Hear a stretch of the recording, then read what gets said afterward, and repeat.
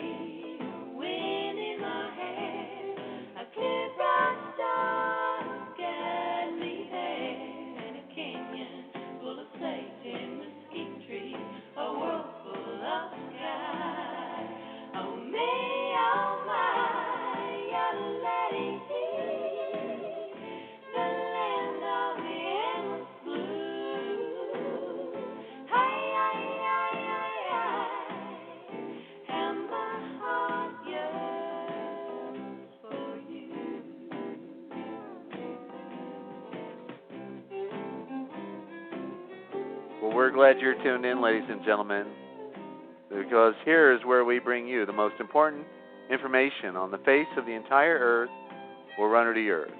Here is where we bring you the very best in radio broadcast listening, while we reveal the greatest secrets, what they didn't want you to know, but we tell right here, and the deeper mysteries of life. Yet the one question that will always remain will be this: can you handle the truth as it will be presented here, this afternoon, this evening, tomorrow morning, in the future, wherever you are around the world? I don't know if you can handle the truth. I don't even know if you want the truth, but the truth is stranger than fiction, but the truth can set you free.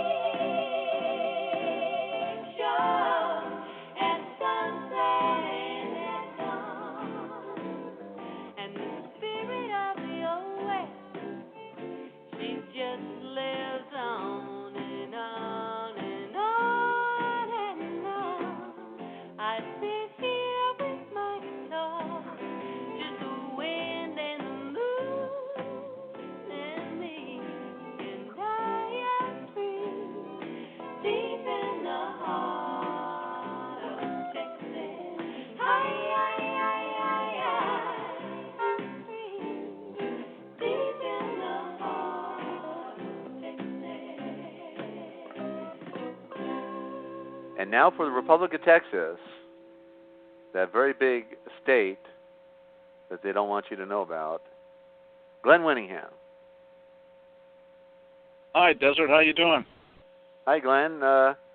Just doing okay. Just had a great program with Jillian from Scotland, and so we're just glad we can open up with a very good. Now every Saturday we're on at 6:30 p.m.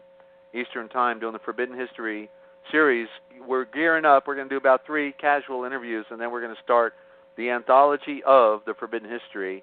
And I'm going to reveal all of these things I've been learning for the last 40 years, and so much of it came clear over, just the last year, 2, and 3, and 4. Just the final pieces of the puzzle. And boy, the truth is stranger than fiction. That's all I got to say. Yeah, there's certainly lots of hidden knowledge out there, and a lot of people think that the word occult is something bad, But if you look it up in a dictionary, all it means is hidden knowledge.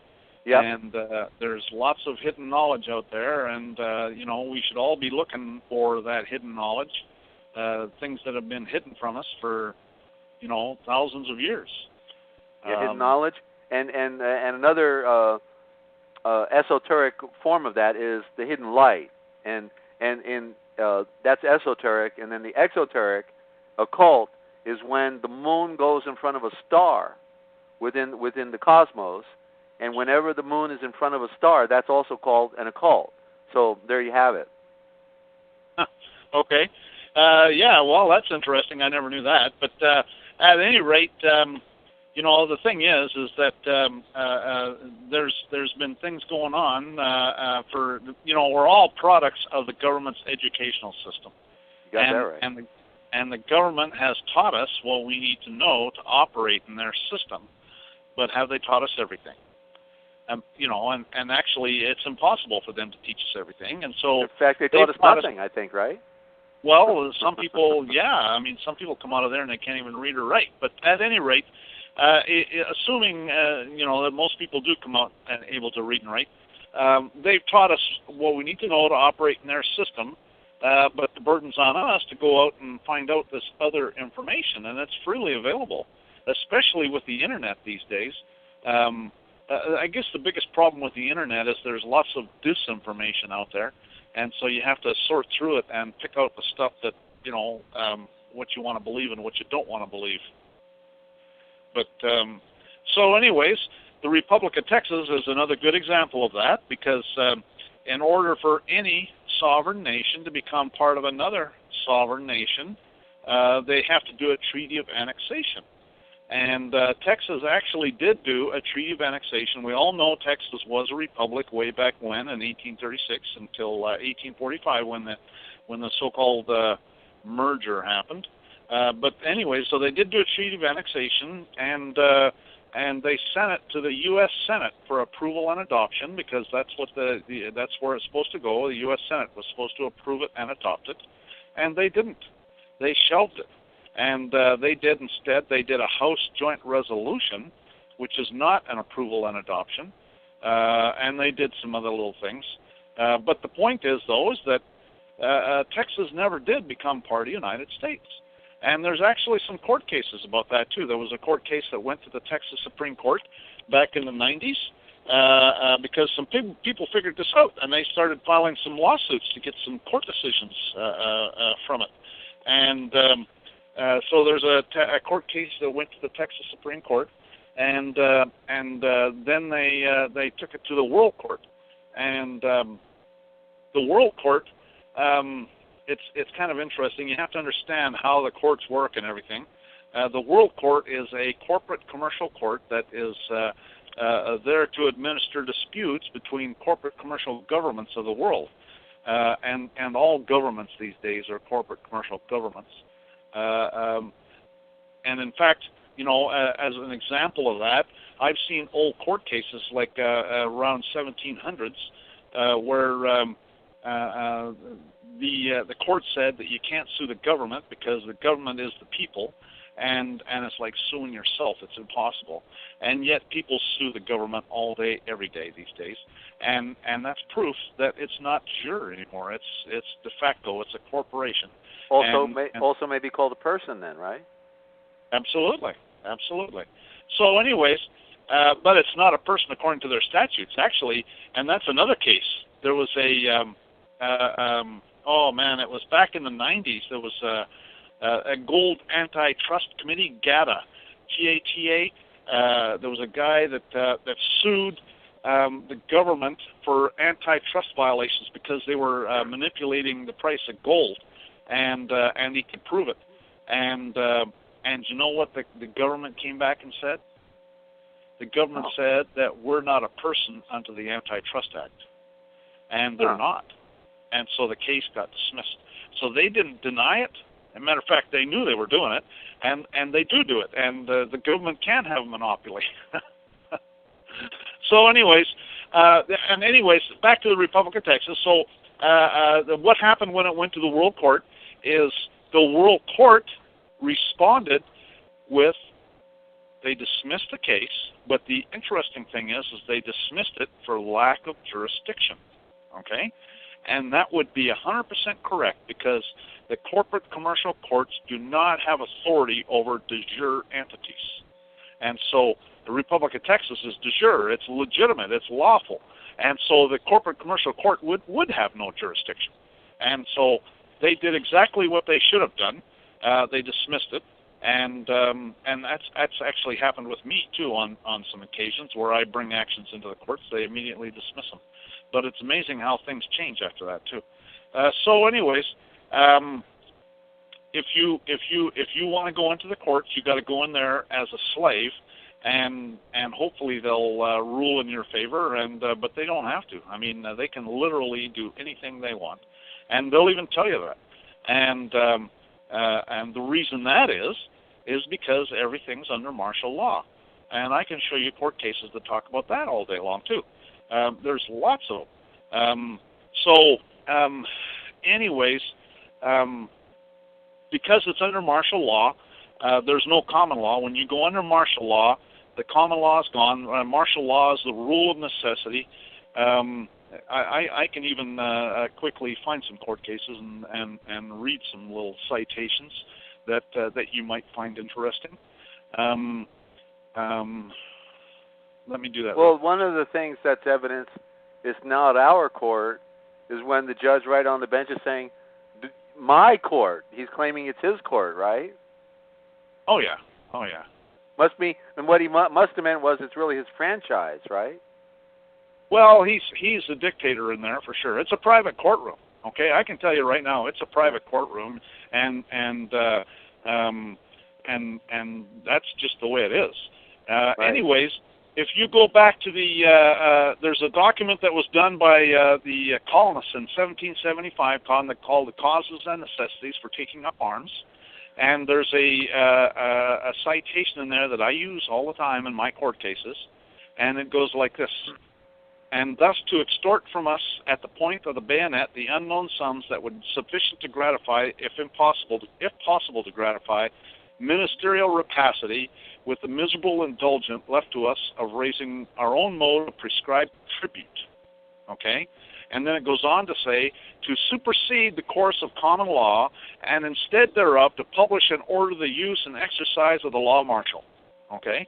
So, and that's law martial is martial law. So what they're saying in the causes and necessities for taking up arms is that they had superseded common law and replaced it with martial law, and that was really the reason for the War of Independence. And all of this stuff about taxation without representation is just a bunch of crap. And then if you go into the Declaration of Independence, there's some stuff too. It says, one of the things that says for imposing taxes on us without our consent. Did you know you have to agree to taxes? Well, because the Declaration of Independence even talks about it. And then there's another clause in the Declaration of Independence that says he has combined with others to subject us to a jurisdiction foreign to our Constitution and unacknowledged by our laws, giving his assent to their acts of pretended legislation. Now, you have to understand what they're talking about here. Pretended legislation, okay? Pretended legislation is an act that is not properly enacted, if you think about it, right? It's an act that instead of reading it 3 times in Congress, they only read it once. You know, there's certain requirements for any act, and so it has to have a preamble. There's a bunch of things that have to go on. It has to be signed by the President in the United States. In England, it has to be signed by the Queen. But certain things have to happen, and if one of those things is missed, then it's not properly done. And that's what they're talking about. This pretended legislation is legislation that wasn't properly done. And back then, the king was actually given royal assent to it, and so that's one of the reasons they told him to take a hike. But so this pretended legislation is even talked about today, because if you go to the Office of Law Revision Council, which is a U.S. Congress website, okay, and it will say right on the front page, it'll tell you which titles of the United States Code have been enacted as positive law. And if you go and look up the word the terminology positive law in a law dictionary, you will find that positive law is law that is properly enacted. Okay? In other words, it's remember they were talking about in the Declaration of Independence acts of pretended legislation. Okay, that was acts that were not properly enacted because it was not positive law. And so if you look at United States Code at the Office of Law Revision Council, there's probably only about a third of the titles of United States Code that are positive law, and none of the rest of them are, okay? Right, and what they did, examples. Yeah, well, they sort of like went along for the ride, but they were never properly enacted. They just throw them in at the last minute as ride-alongs. Well, what they do, no, it's not a rider or anything like that. What they'll do is instead of reading it 3 times in Congress, they'll only read it once, okay? And right. the president knows what they've enacted properly. That's the president's job, okay? Yeah.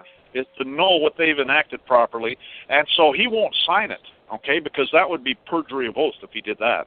And so he won't sign it if it hasn't been enacted as positive law. And so none of these acts that are non-positive law have been signed by the president, so they don't have any authority.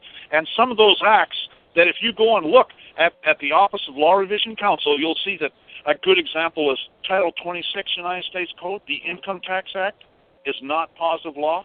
Right. So therefore, if you think about it, there is no Income Tax Act.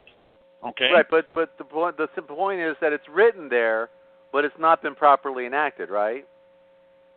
No, it is improperly enacted, but they put it in the code anyways. And, yeah, well, that's right. Because what I was referring to, in other words, I've got the book The Authority of Law by Charles Weisman, and in there he said that in order to have a properly enacted law, it has to have basically 4 or 5 elements. It's going to have a title, it's got to have a preamble, it's got to have a body, then it's got to have an enacting clause, which means like by the people of the state of Kansas or something like that, and so it's got basically 4 or 5 elements that qualify it for being properly enacted as a positive law, like you're referring to, I believe. Those are, but it has to be read 3 times in Congress or the legislature, and it has to be signed by the president or the governor. Okay, and so you're right about those other elements, but those are actual physical elements that have to be in the act. Okay, there's other things that don't necessarily have to be an act. There's procedural things that they have to do before that act becomes positive law. Otherwise, it is nothing more than a bill, and it's not positive law. And a good example is the Income Tax Act. Okay, Title 26 United States Code. There is no Income Tax Act. Okay, it's not positive law, and so that's the argument. And the courts have ruled that the burden's on you to bring that issue up. If you don't bring it up, well, then they're going to presume that you've agreed to it or something. You know what I mean? And right. And they'll just and so this is the kind of stuff that goes on. And another good example is the Customs Act. There's no Customs Act. There's no Immigration Act. There's no Homeland Security Act. I mean, I could go on, and these people are affecting you. When you go get on an airplane, you have to deal with these people from Homeland Security, and they don't have any authority. Well, apparently, even the FBI has never been lawfully enacted within our arena. I don't know of any act that makes the FBI, period. That's all executive. Yeah. So they don't have any authority, again, and the burden's on you to point that out. And so essentially, and this is where I was going with this, is that that's part of martial law, okay? Here's another court case, okay? And this is taken from a book related to a court case called Diet versus Turner. And the book is called The Non-Ratification of the 14th Amendment by this Judge A.H. Ellett of the Utah Supreme Court. And this book was part of this case. Anyways, in the book it says, Congress, claiming its martial law power to declare war, suppress insurrections, and repel invasions, imposed martial law in the United States and never discontinued it. The result was an extension of military and municipal jurisdiction of Congress. But where is the evidence of this? Look at the 13th Amendment, the Civil Rights Acts, the legal tender laws, the 14th Amendment, et cetera, et cetera, et cetera.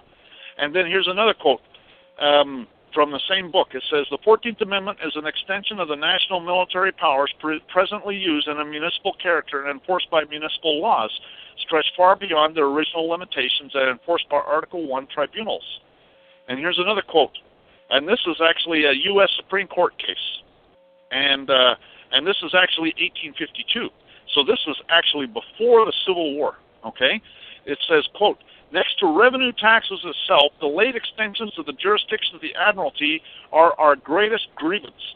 The American courts of Admiralty seem to be forming by degrees into a system that is to overturn our Constitution and to deprive us of our best inheritance, the laws of the land. It would be thought of in England a dangerous innovation if the trial of any matter on land was given to the Admiralty," unquote. And that's a U.S. Supreme Court case, 1852. Here's another quote from, this is from the U.S. Senate Report number 93-549, dated November 19, 1973. Now listen to this quote. "Since March 9, 1933, the United States has been in a state of declared national emergency. Under the powers delegated by these statutes, the President may seize property, organize and control the means of production, seize commodities, assign military forces abroad, institute martial law, seize and control all transportation and communication, regulate the operation of private enterprise, restrict travel, and in a plethora of particular ways, control the lives of all American citizens. A majority of the people of the United States have lived all their lives under emergency rule. For 40 years, freedoms and governmental procedures guaranteed by the Constitution have in varying degrees been abridged by laws brought into force by states of national emergency." Okay, that's martial law, because there's three kinds of martial law. And this is a Supreme Court case called Ex parte Milligan that talks about it. And this is at 71 U.S. 2. Anyways, there's full martial law, and that's when there's a declaration of martial law is issued, troops are on the street, it's used only during wartime, and it's used in a foreign country or when actually invaded by a foreign power to put down an armed rebellion, okay? That's one kind of martial law. There's martial law proper. The second kind of martial law is martial law proper. That's the law of the armed forces. When a captain tells a private what to do, and it's enforced by court-martials. And then there's martial law rule. And that is the law of necessity and emergency, allows the domestic use of martial law powers, and it's used during peace times. And remember that other citation from that Senate report was talking about states of emergency. Okay, that's martial law is what they're talking about. And right. Evidence of martial law rule is military script circulated for money. You know, Federal Reserve notes are military script. Yep. And it says state police are trained in a quasi-military manner, and you know that's sort of like being what they call that almost pregnant or something like that. You know, so it's military. Well, yeah. They have military rank structures. Okay, captain, lieutenant, sergeant. They all have military rank structures. They refer to us as civilians. Courts presume everything. They have curfews. Okay, curfews are a symptom of a martial law. And then the state. Go ahead. And well, I was just going to say, but the quality of this type of martial law rule is called unannounced martial law rule, because they're trying to pretend one thing when in reality it's another thing. Well, that's what it's called, is martial law rule, and that's never announced. Okay, that's a state of emergency. You have to assume whenever they say there's an emergency of any kind, then it's martial law. I don't care what they're saying. If there's any kind of emergency or any kind of necessity, when they're ruling under necessity, then it's martial law. Yeah, and they're operating under public policy, right? Because based on the what the Federal Reserve ultimately did to us. Well, and again, public policy is martial law. The action of Congress. This is another court case, U.S. Supreme Court, 1884. The action of Congress in the passage of the first legal tender act placed distinctly upon the ground of the existing imperative need of government, and the legal tender clause was urged and adopted as a war measure. Okay, martial law. That's what they're saying. Okay. Now here's another one. Same court case. It says the forced loans of 1862 and 1863 in the form of legal tender notes were vital forces in the struggle for national supremacy, and they formed a part of the public debt of the United States. Okay, so did you know that Federal Reserve notes are a forced loan? You're forced to loan the government money, and again, martial law. How can they force you to do something like that except there's martial law? What did you call it? Start that statement over again. What? Because I missed something. The Federal Reserve notes are what? Okay, you can let me say it? Yeah. Okay, the forced loans of 1862 and 1863 in the form of legal tender notes were vital forces in the struggle for national supremacy. They formed a part of the public debt of the United States. Okay, that's Juilliard versus Greenman, a U.S. Supreme Court case, 110 U.S., page 432. So it's a forced loan. Oh, it's a forced what? Loan. Loan, L-O-A-N. That's right. Okay, gotcha. That's what I didn't hear. Okay. Yeah, shove it down your throat. So there's martial law is as all over the place. It's been around probably since the Civil War. Okay, there may have been periods in between when it wasn't, but I would say it's been around since the Civil War. And martial law works on presumption. Okay, everything is presumption, and under martial law there's no common law, and so if you go into a federal court and start arguing common law, the judge will tell you, I don't want to hear about that, and it doesn't apply in here, and I don't want to hear another word about it. Matter of fact, any courtroom in the United States, the judge will tell you that, and especially like these traffic courts and stuff like that, you hear about judges saying that kind of stuff all the time. Okay, because there's a contract. There's a contract. Don't bring that Constitution in my courtroom. We'll have you flogged outside. Well, but the thing is that if you lay your foundation properly, okay, they will never even want to talk to you, because martial law is voluntary, believe it or not. You have to agree to it, but that's only because it's under the cloak of deception, right? Yeah. Well, there's a bunch of ways that they get their hooks into you, but the bottom line is you still have to agree to it, and once you understand how they're getting your consent, you can just withhold your consent. And that's essentially what I've done, because remember, martial law works on presumption, and so they have the right to presume certain things, and so what I do is I send them a registered letter, and I tell them I take away their presumptions. Right. And send it to the chief of police and the county sheriff and the chief judge and the chief prosecutor and all sorts of people. Okay. But Glenn, hold on, because when you were saying that it's voluntary in that regard, I saw it as like, that thing about crossing the bar, right? It's like we go into the Admiralty law. It's like when you get onto the ship, you're agreeing to follow that Admiralty rule that that is based upon being on that ship, that you're going to do whatever the admiral says, or you're going to be flogged and whipped and maybe thrown to the sharks, because what the admiral says at the time he says it is the law. You go climb up to the top of that mast and you tie that thing off, or you're going to the brig, and so you're going to do whatever he says. So if you don't go onto the ship, then you don't have to follow those rules. And so when you cross the bar, that's basically what you're doing, is you're getting on the ship, right? I've heard that, but if they're dragging you in there, then you've lost your case, in my opinion. Okay, yeah. You have to make it so that they don't want to talk to you.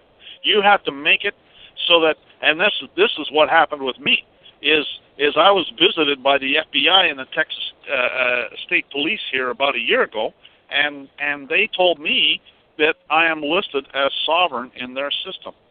And I can't tell you how many times, first of all, I'd want to say that I don't deliberately go out and try and break their codes, rules, and regulations. I try and get along as much as possible. But sometimes I am a little bit heavy on the gas pedal, and I'm cruising along, And a good example is one time I was doing 85 and a 55 in New York, and I come around this corner, and there's a highway patrol there, and I'd already sent one of my letters to the superintendent of the highway patrol. That's who does it in New York. And I told him, in my letter, I tell him that I'm going to be traveling in your area here, and I don't have a driver's license, and you don't have any more authority over me than a Walmart rent-a-cop. And, it's about 8-10 pages long, those ones. The ones I do now are quite a bit longer and have quite a few more court cases. Anyways, I come around this corner, and there's a highway patrol there, and his cherries come on, and I was doing 85 and a 55. I took my foot off the gas, but I never hit the brake, and I just slowed down to 55, and I kept on going, and he never came after me. And I can't tell you how many times that's happened, where I'll be going, quite a bit faster than right. what I should be going. and they don't stop me. And this is what actually happened the day before they came to see me in Texas too. About a year ago, I was doing the speed limit was 65, and I was doing about 80, and I was passing this guy, and I was in the slow lane passing this guy. He was in the fast lane, right? And I was doing about 80, and we came over this rise in North Texas, and there was a highway patrol there, and the highway patrol came after us, and I took my foot off the gas and slowed down, and the highway patrol stopped the other guy. But there's no doubt in my mind that he could see that I was going faster, but he stopped the other guy. But he liked the easy bait instead, right? Well, I think what it is there's a friend of mine in Texas that came up to me, and he says to me, he told me that a cop came up to him and said, quote, "Why is my computer telling me to leave you alone?" Unquote.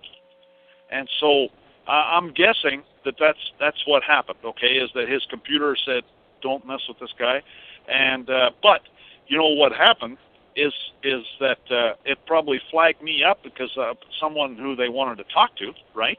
Because the next day they came to see me, and probably what happened is they saw I was driving in my truck, and I had a fifth wheel travel trailer, and so the receiver for the fifth wheel travel trailer was in the back of my truck. It's plain as day, and so they saw me cruising down the road with this. And so the cop come up and stopped the other guy, and he saw the receiver in the back of my truck. And so all they did is they checked the nearest RV park to where that was, and that's where I was. I was parked. It was about a mile away at this RV park. I was at home in my RV, kicking back, and I can't remember what I was doing, watching TV or something. And there was a knock at the door, and it was the FBI and the Texas State Police, both two plainclothes police officers, and they asked me, they said, "Well, can we talk to you for a few minutes?" And I said, "Sure." And so we had a nice talk, and so anyways, the point is that I think that's how they found me. Not that I'm trying to hide or anything like that, but I don't. I travel a lot, and so I'm probably hard to track down if they really want to. Right. But they told me, they said it was a complete accident that they had found me.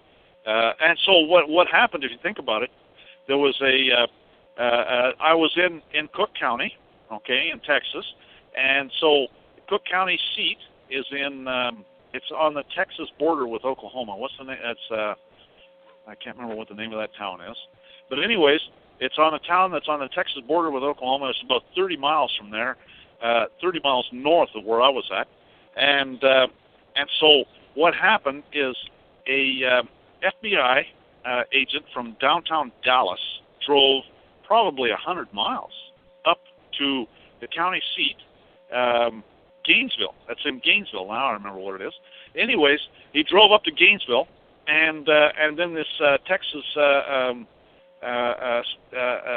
DPS officer drove from Garland, Texas, which was probably not 100 miles, it was about 80 miles, and up to there, and met with the Cook County Sheriff and got a Cook County Sheriff officer to bring me out, because there was a Cook County Sheriff's officer that brought them out there. They came in a Cook County Sheriff's officer car, and they did it 100% correct, because the county sheriff is the one that they should get permission to come and see me through the county sheriff.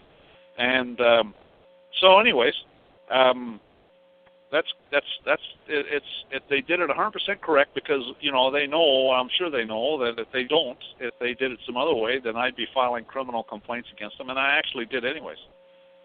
Well, tell us the story about you wrote a letter to the Attorney General in Pennsylvania, telling them you were going to their state and wouldn't have a driver's license, and you got a reply?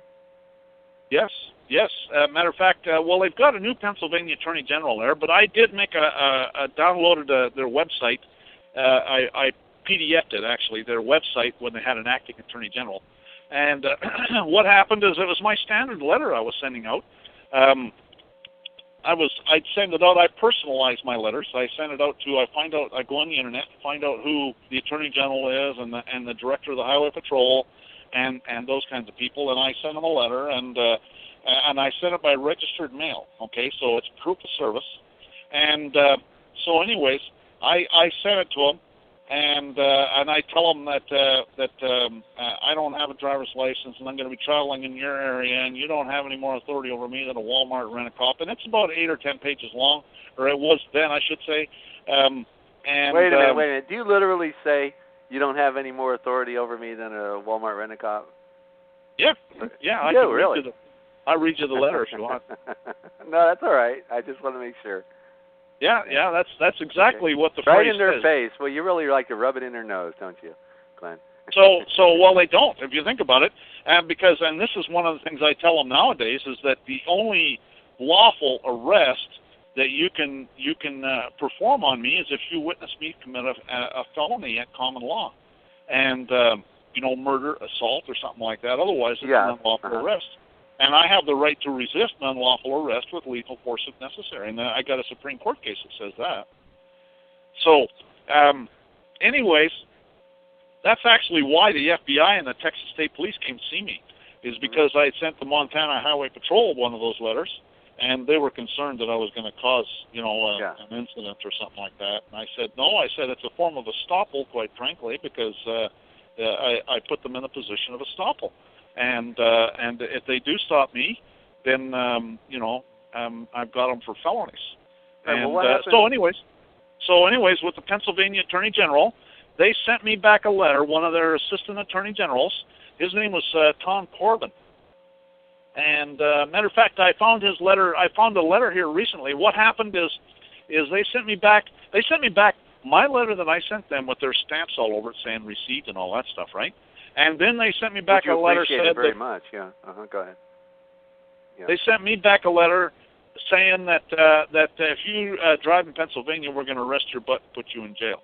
And so I attached all that, and I made up a criminal complaint, and I attached it all together, and I sent it to the U.S. Attorney. And I recently actually found a letter from the U.S. Attorney where the U.S. Attorney said that they turned the matter over to the FBI. And because about 9 months later, I was looking on the website, and they had an acting Attorney General there. And so that tells me that the previous Attorney General, his name was Corbin, he got removed before his term was up, and so they had an acting Attorney General that took his place until they held an election. And so obviously they've held an election since then because there's a regular Attorney General up there now.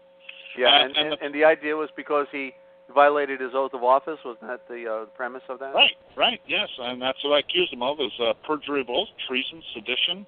You go down the list, multiple felonies. Any one of those would get him in jail for like about 30 years. Title 18, United States Code, Section 241 and 242. It's all sorts of stuff. I did the same thing with the Ohio Public Safety Commissioner.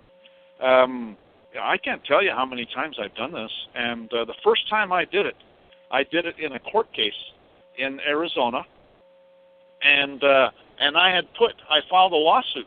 I was going through this foreclosure, and the bankster thieves were stealing my house, and I filed this lawsuit, and actually this wasn't this was a related issue. Let me put it that way. Anyways, I filed this lawsuit, and I named the chief judge of the Supreme Court and the attorney general, and any lawsuit's like throwing mud against the wall. Anyways, I named all these people, and an assistant attorney general responded for them in the case. And in the lawsuit, I told them I'm not a person, I'm not one of your slaves. I just go down the list and hit a bunch of bullets that I put in there, and so. I'm not a plaintiff. I called the lawsuit. I call myself a petitioner, and that kind of stuff. Anyways, this assistant attorney general immediately started calling me a plaintiff, and so and a plaintiff is a person, and so that's criminal conversion of my citizenship. And so what I did was I immediately filed a criminal complaint into that lawsuit against that assistant attorney general, and the very next document they filed into the case, they said they'd been transferred to another position in the Solicitor General's office, and there was a different attorney taking over. And and that was I was pissed at that point. I was just pissed at everybody, and I was just throwing mud as much as I could, and that kind of surprised me, quite frankly. Yeah. But it's a simple reply then in your complaint in regard to that. I mean, it's practically a 1 or 2 paragraph statement you would make to reply to something like that, right? Huh? Well, the fact that he made a conversion of your status or of your standing, when you respond back, I mean, how many pages do you write to something like that? Oh, well, I throw mud against the wall, and so I went and accused them of anything and everything. As a matter of fact, sometimes now I accuse them of murder because they're a conspiracy to commit murder, because they're going to unlawfully arrest me, and I am going to exercise my right to resist that unlawful arrest, and they're going to use that as an excuse to murder me, and so now there's a conspiracy to commit murder. I mean, you never know. You never know what's going to stick, eh? Well, that's true. That particular one, I think, was probably about 15 or 20 pages. Yeah. Okay, Glenn. And by the way, before we go further, you are listening to the voice of Glenn Winningham. He's up there in the Republic of Texas in the Dallas-Arlington area, I believe. And, Glenn, you've got some websites, and how can people get a hold of you and get your contact information if they want to find out more about what you do? Well, I've got a website. It's www.sovereigntyinternational.info. That's all one word, sovereigntyinternational.info. And I've also got a couple groups. I've got Administrating Your Public Servants at Google and at Yahoo. And so you can go to either one of those groups and request to join. I've uploaded files. I've uploaded about 90 YouTube videos to YouTube. Matter of fact, these Republic of Texas talk radio programs are all uploaded to YouTube as well. And so you can go and listen to the Republic of Texas talk radio programs. And links to all of that are on these groups. They're private groups, though, and so you can't get access to anything unless you join. That would be the way to do it, or you can contact me by email, engineerwin@gmail.com, too. Right, okay, but give out all of those links and everything one more time, because you go pretty quick, and to make sure people got them correctly, okay? Okay, website is www.sovereigntyinternational.info. Groups is Administrating Your Public Servants. Now, those are separate words, okay? It's not all one word. Those are separate words. I usually put a hyphen in between each word. So it's Administrating Your Public Servants at yahoo.com, yahoogroups.com, and Administrating Your Public Servants at googlegroups.com. And there's also my email address is engineerwin at gmail.com. Very good, Glenn. And if anybody has a comment or a question for Glenn Winningham, every time I think I've heard it all these years, 20 years of radio, here, I meet Glenn Winningham, and I hope one day to be able to hire Glenn to help me do all my paperwork. I'm not there yet, but I don't have any time to do my paperwork, let alone any funny money to contribute to the cause. But I certainly follow. I did a series of interviews with Glenn about a year ago, and and it's just absolutely astounding. It's just that engineering skill he has with aerospace, apparently, and then he applies that type of same logic and dedication to studying the law and all of that. So he's very dedicated and very committed to flying free. You want to fly through? You're flying, Glenn. You love air. You just love those wings, don't you? Well, most people just don't know who they are, and that's getting back to the Republic of Texas again. And I wanted to say that Bob Wilson is going to be here. He's going to be late today, though, because they have their on the second Saturday of every month they have a a meeting where on Saturday where they go down to College Station and hold a Congress meeting, and so he's going to be late. So I would expect him. I would expect him to show up any time now. Actually, that's probably why a lot of the normal people I usually see on the conference line aren't here tonight either, because they probably all went to the meeting. But in the meantime, if anybody wants to hit Glenn up, *5, okay? *5, raise your hand. I'm watching the board. Glenn interrupted you. Please continue. And so anyways, most people just don't know who they are. You know, if you read what the courts are saying, the courts are saying that at the Revolution, you know, we got all the rights of the king, okay? We're sovereigns. We're kings and queens. And, you know, there's been some emails going around here lately about the FBI concerned about sovereign citizens being terrorists and all that stuff. You know, those things are very carefully worded, and if you read, you know, the sovereign citizens they're particularly concerned about are the ones, first of all, if you understand, and this is one thing that we talked about with the FBI, okay, that I talked to them about, because they were asking me, they were saying, what if some guy says he wants to blow up some bridge? And my answer to that was, don't be telling me about that, because I'll turn your ass in. And I would. And because that is not what the Founding Fathers did. And that's what I told them. I said, the worst thing the Founding Fathers did was throw a bunch of tea in the sea. And I said, they did not do anything to hurt any innocent people. And I said, so anybody that calls themselves a sovereign citizen or a patriot and they're going blowing up bridges or doing anything like that, they're not a sovereign citizen and they're not a patriot. And I don't care what they're doing. That's number one. And number two is that if you go into commerce, another thing, if you read these things that they're saying about these sovereign citizen terrorists and all that stuff, they're talking about these guys that go in and they do bonds and they do writing checks on closed accounts and they do these things that are in commerce. And if you go into commerce, you lose your sovereignty. And so they're not sovereign citizens. If they're going into commerce, if they're doing bonds, if they're doing any of this stuff, then they're not sovereigns. You know, I don't care. You can sit there and say all sorts of stuff, but at the end of the day, if they get your butt in jail, then you're not a sovereign. And there's court cases that talk about that too. And so that's one of the things that I am very careful about, is that I do not go into commerce. I do not do bonds. I don't have anything to do with that. I don't have anything to do with that straw man. And the only thing I have to do with that straw man is if anybody wants to use that name, I hit them with a copyright violation. Now, you know, there's a lot of people out there that are, in my opinion, a little bit deluded about what commerce is, okay? My right to make a contract with Desert or with someone else is not commerce, okay? Commerce is what the bankster thieves do, okay? Commerce is private international law, and that's private law, and that has nothing to do with my right to enter into contracts. And so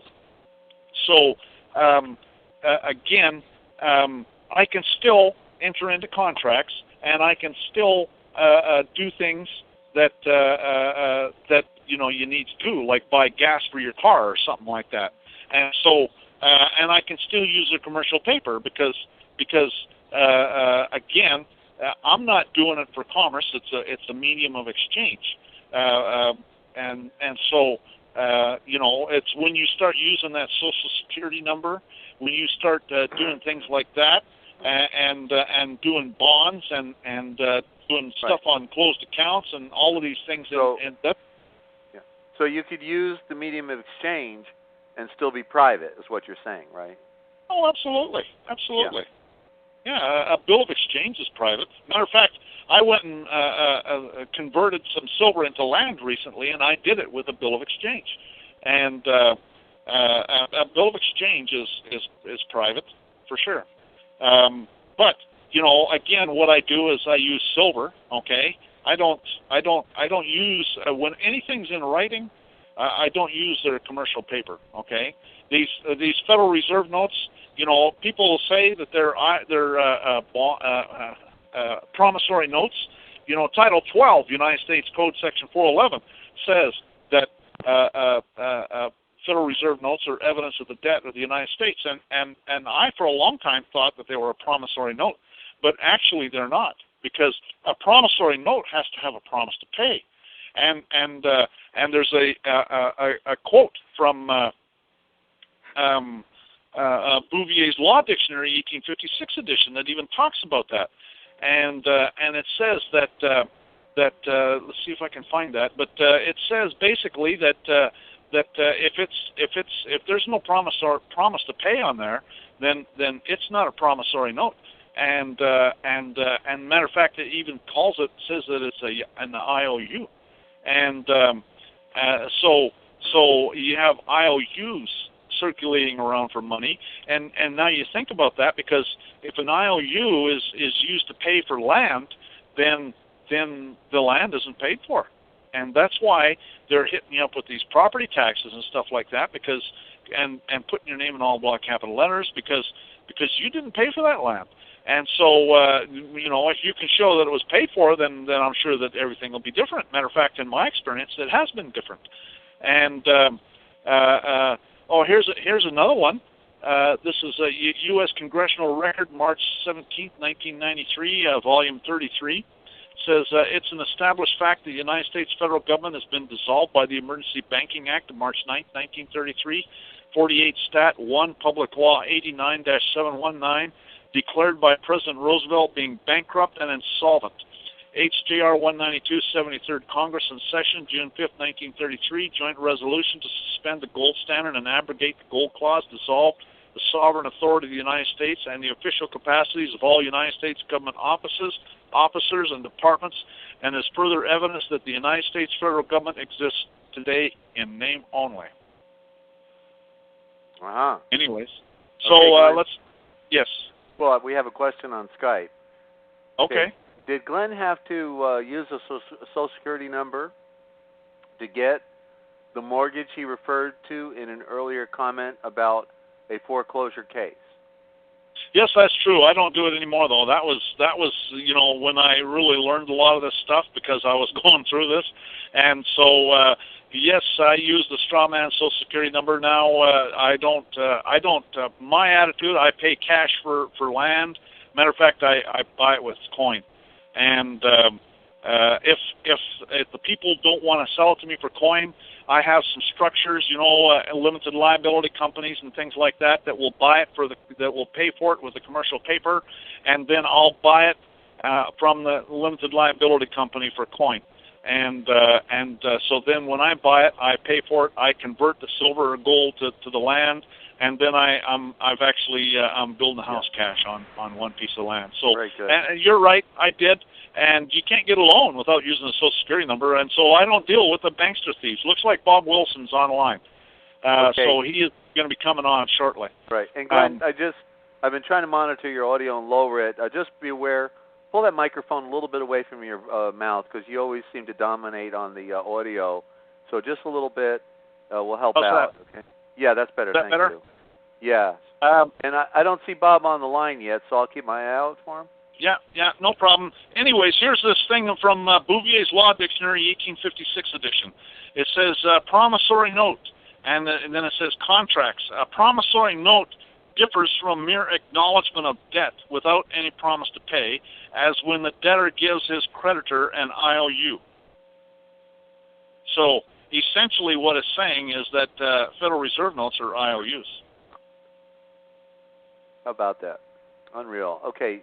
Hold that thought, and you are, ladies and gentlemen, tuned in right here to the RealPublicRadio.net Saturday night Republic of Texas Roundup, okay, where we're trying to make history, being a part of history, and trying to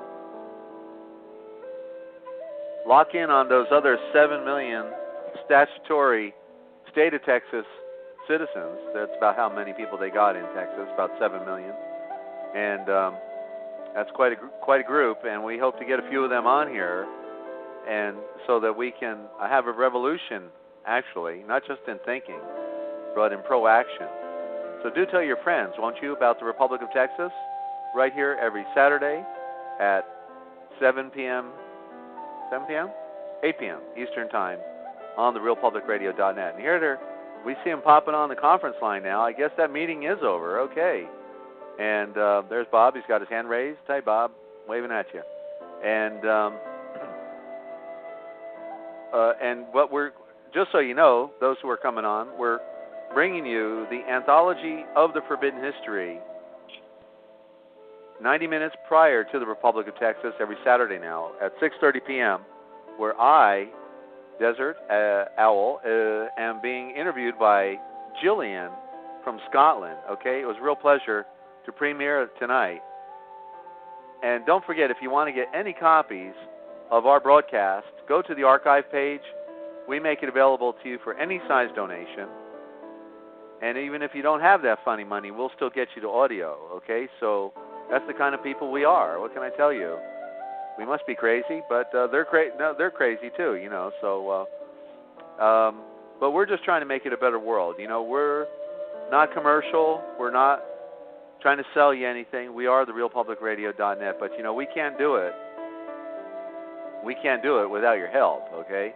And so I have a few things that periodically I make available to give you some incentive to want to make a donation.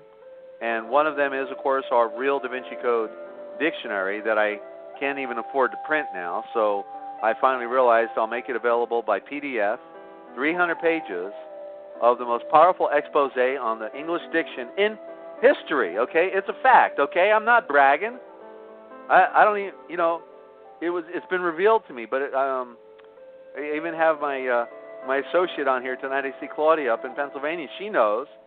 She's got a copy of the book, and she knows that I'm blowing the lid off of the occult nature of the words and of all that, you know. So $20 donation will get you within minutes. Actually, in minutes, I can get it to you while we're doing a broadcast. Just make a PayPal donation of $20 or greater. But if you want to know about how you can participate in something beyond that, then go to our website that we're developing right now, and we're about to set a new standard for cooperative thinking, okay, within people who are trying to make it a better world, okay? I'm not going to get into it right now, but just go to the website, onecapitalsolution.com. That's the number one, and then capital, C-A-P-I-T-A-L, not O-L, A-L, solution.com. One capital, that's the number one, onecapitalsolution.com. And then you'll see a button for the application, and click on it and download the application and be involved, because we're about to make a new wave in history with trying to help a lot of people out. You know, we're going down the tubes with our economy, and they're talking about war at the end of the year. Next month, the financial report I heard for next month is not good, okay? So it seems like 2012, it could be all over. I don't know. But I think we're going to be around for a few more years. That is, the world. Planet will continue to be here. We may have to be scoured off the earth thanks to the cosmic alignment we're now in. You know, when the magnetic pole shift finally occurs. You don't know about the Horizon Project video? Go look up Horizon Project on YouTube, okay? And if you can't find it, just give me a call. Hit me up on the contact page on therealpublicradio.net, and we'll get it to you, okay? But now, glad you tuned in. And guess what? We've got Senator Bob Wilson of the Republic of Texas joining us. Bob, you're on. What'd you do, step out for a cup of coffee? Bob Wilson, you there? I was muted. I was on mute. Well, that'll do it to you. Good to have you, Bob. Thank you. It's good to be here. Long drive back from College Station, where the House and Senate and the whole government of the Republic of Texas met, as we do every month on the second Saturday. And I have good news to bring back. In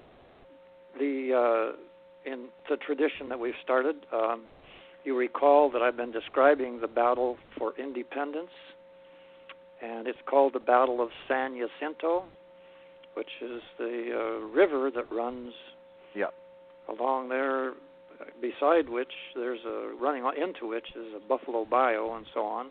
Speak up, Bob, please. And I used to do chemical transport out there in the Buffalo Bayou area on Battleground Road, and lived right there on the Galveston Bay in LaPorte, so I know that area very well. Yes. So, and there's a big tall monument for those who have been there. It's just a little taller than the Washington Monument in D.C. Anyway, this is where Santa Anna met his Waterloo, not to, mix people up, mix the metaphors here, but he was confident that he had us right where he wanted us, and it turned out that old Sam Houston had Santa Anna right where he wanted him. And because of strategic retreats and having the right equipment and the right time of day when they were sleeping off their meal, it was a surprise attack, and we won it in, say, 17 to 18 minutes. And it was so bad a slaughter that Sam Houston rode in on his horse and tried to get in between them, and he couldn't stop them, and they made a rout of it. And old Santa Anna, dressed up in some sort of lowly private's clothes and probably early in the attack, sneaked off into the woods. Well, Sam Houston had a number of scouts. Now, the scouts are the ones who have the most skill at tracking and sneaking up close to the enemy without the enemy knowing it and all that. His best scout of all was named Deaf Smith because he couldn't hear a thing. They say, well, what kind of a scout is that? Well, every other sense was heightened and greatly more tuned in, and Deaf Smith was an amazing scout for tracking and his eyes and so on. So Deaf Smith went snooping around everywhere, and he finally found this person, sneaking away in the woods who looked like a poor defeated private, stopped him, took his hat off, and found out it was Santa Anna himself. Dragged his story behind back to the battleground the next day, and what followed resulted in what's known as the Treaty of Velasco, Velasco, because there was a little bit of a town there by that name. And they, under the shade of a big tree, had a run-in, a confrontation with Santa Anna, and they offered him a written treaty in which unconditional surrender and his vow to never cross the Rio Grande River again into Texas, the new land of freedom, at the penalty of death, and also to acknowledge to all the nations that Texas was now an independent nation having won its freedom in a fair fight. That's the way treaties are done. There was two parts to the treaty. One was public and the other was somewhat secret. We'll get into that next week. But the whole point of this is that to save his own neck, Santa Anna signed the treaty, and he was president, formerly, and dictator of Mexico, and so his signature made it official. And immediately, of course, Sam Houston and the Army and everybody else realized that we now were a nation, and the challenge was how to start being one, because they had never been a nation before. Now, they had a little example a few years before when the U.S. obtained its independence from Britain, so they went searching. Now, so, Bob, can I ask you a question? Yes. All right. Before you go further, you said Santa Anna was the dictator of Mexico? So he was the supreme leader of Mexico at one point? I didn't realize he was actually the supreme commander-in-chief president. He had been elected president by the people of Mexico. And so when he comes up into Texas in the battle, he's actually the supreme leader of Mexico when he's doing that? Yes, he was the supreme leader. Yeah. I had formerly no idea. president, but he canceled the Constitution of the new Republic of Mexico, canceled the Constitution, and declared himself dictator, and so either way, he's the supreme head of the nation. Yeah, I'm surprised they didn't hang him and then claim Mexico for Texas, too. Well, that would have been a little dangerous to their health, since he's a dictator. You know what dictators do. Look at Syria today. Yeah. They bomb you. In those days, he would have sent his cavalry after them. Mm-hmm. Dictators have, especially in those days, had overwhelming odds against the people. Most of the people didn't even have a musket, to fire. Yeah, he's supreme leader in any case, and the defeated commander-in-chief, president, king, whatever it is, has to sign a treaty if he's defeated, and the treaty is not just for peace, it's a treaty of equality. So on our 1-ounce copper coin, which we refer to as a medallion, we commemorate that Battle of San Jacinto on the front, and on the back, the Treaty of Velasco. And this shows you what we feel about that whole thing. On the scroll of the treaty, we can't put the words of the treaty, so we put a very brief quote from the Old Testament, and it says, "And the Lord wrought a mighty victory on that day." As far as we're concerned, the Lord won the victory, and the Lord's in favor of freedom, you know. So that's the story of that treaty, and as a result of it, the nation began working heavily on its constitution. But the Declaration of Independence from Mexico had already been written, which is why people came to join the independence movement. So maybe that stirred up some questions in some of your minds, like it did for Desert, or maybe you have questions on other things. This is your chance. Hit *5. Okay. We have a question on Skype right now. Bob says, this is going back to Glenn, actually. This is a follow-up, so we'll sure. We'll jump in here with that. And was Glenn's silver coin obtained via Federal Reserve notes, that is IOUs? And if so, does Glenn hold the true title to the coin if he used to purchase the land he currently uses or owns? I don't know if that question was phrased properly, Glenn, but do you want to respond to that? I've heard this Back off that comment. microphone, Glenn. Back off that microphone. You're always I've loud. heard these kinds of comments, and this is people that are got commerce on the head, and again, I have title because I've actually I don't pay property taxes on it, and that's all I need to know, and I own the land, and so. If you guys, whoever's made that comment, if you had come up with some better way of doing it, I'm interested. But if you're going to try and pick apart my process, without coming up with some viable alternative, then you're not accomplishing anything. Yeah.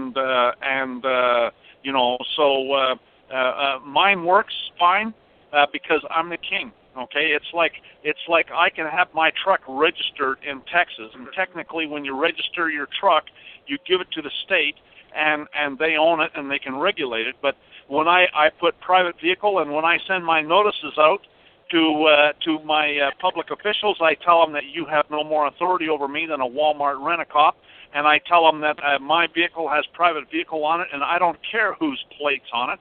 It's my vehicle, and so because I'm the king, I'm essentially taken aback, and they even admitted it because of the fact that they told me that I'm listed as sovereign in their system.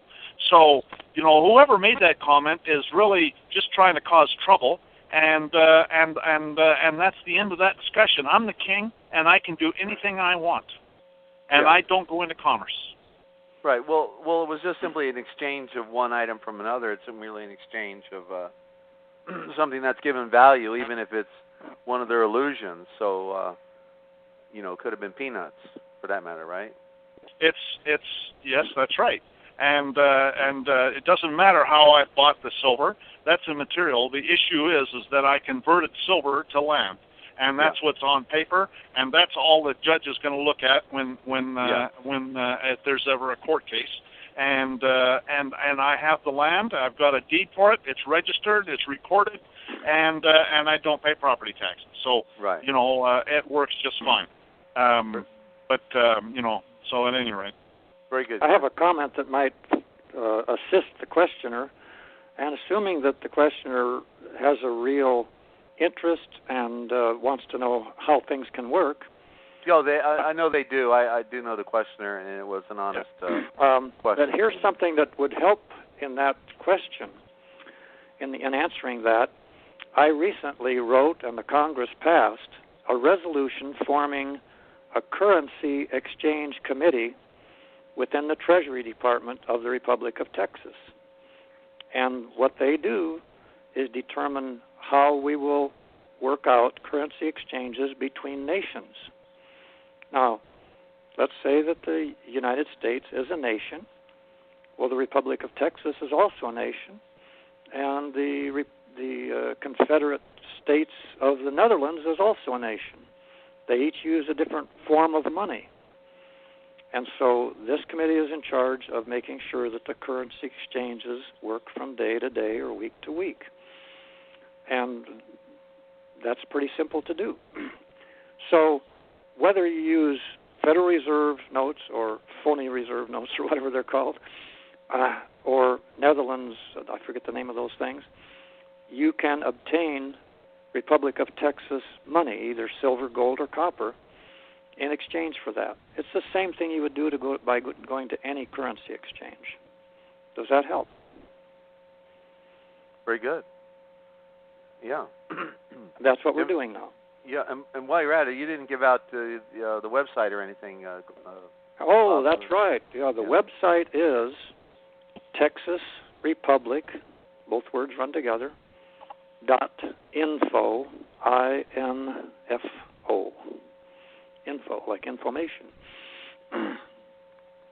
TexasRepublic.info? Yep. And you can go there, and we even show you what the exchange rate is between ferns and an ounce of silver, our silver.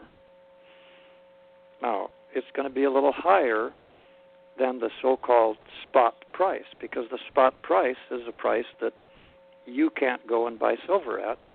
There's always a premium for the cost and the service of getting it, storing it, distributing it, shipping it, and so on. And then on top of that, we get raw silver blanks, pure. Somebody had to create those at a manufacturing plant, and then they are shipped to the mint, and the mint has to go through considerable work to turn a smooth silver blank into a beautiful, shiny medallion or coin. So, of course, it's going to cost a few bucks more. That's it. That's all. Right. Our interest is in having these in as many people's hands as possible, and we have a working agreement with the American Open Currency Standard, which is like a standards organization, and they assist us in working with the mint or in anything else, and they put their stamp of approval on each of our medallions, our precious metal medallions. Right. So we're going about this as a nation should, and as nations do. So, if you're going to be a nation, you need to do what a nation does, and that's what we're doing. We have courts, we have trials, we have convictions, etc. We have grand juries and all the rest. Well, those I lived 20 years in Texas, of course, Bob, and certainly was a part of the Republic movement once it got moving after the I think it was Take Texas Back with J.C. Van Kirk and Gary Graham. May Gary Graham rest in peace. He ended up in federal prison on phony stuff, and then they poisoned him when he was in there, and then when he got out, he died of cancer real quick. And I know that's what happened. Probably took an injection of something, and he was one of my big inspirations. Actually, I saw Gary Graham. Did you know Gary Graham? I wasn't around then. I see. He spoke with Dr. Eugene Schroeder at from the agricultural movement in Houston at the War and Emergency Powers meeting they had back in around 1992, 1993. Lost track of time, but that's when I got inspired, by these great great men, and the people, in Texas, it's really a whole nother breed. People that people from other states can't really appreciate. There's an identity with people who claim to be Texans that surpasses any other type of statehood within the fictional United States. So I identified with it when I was there, and so even today, I feel like a Texan. It's never going to leave me because of the the unique quality that is there. And of course, for me, I mean, it may not be for somebody else, but I study the history. I'm a scholar, and therefore I learn about Goliad and the whole issue of the canyon, come and take it, and all that. And so yeah, and Texas being a big state as well, but it's bigger than they see it on the map actually now, and goes all the way up to Wyoming and out to the Rio Grande and New Mexico, and then Kansas. Covers a lot of ground, and a good part of Colorado and some of Wyoming. Yeah, and we're still waiting for the interaction. If anybody out there has an observation, a view, complaint, some logic behind all this, then come on down. Hit *5. If you went to the meeting tonight, you want to give your view of how the meetings go. Love to hear from you. We got a lot of people on the stream, a lot of people on the conference line, and or if you just want to say hello, you can do that too. Or if you have, this is therealpublicradio.net, so we can digress for a moment. If you have an announcement, a news item, state of the, on the state of the world, or you have some good information that you want to share with people that can benefit their life, we take it. Okay, we can digress for a moment. All right, we're here every Saturday night with the Republic of Texas at 8 p.m. Eastern Time. So we're in another world now. We're not in the United States at this moment. We're actually in the Republic of Texas, and it's a great place to be. And it's the it's on the land. Okay, bottom line, it's not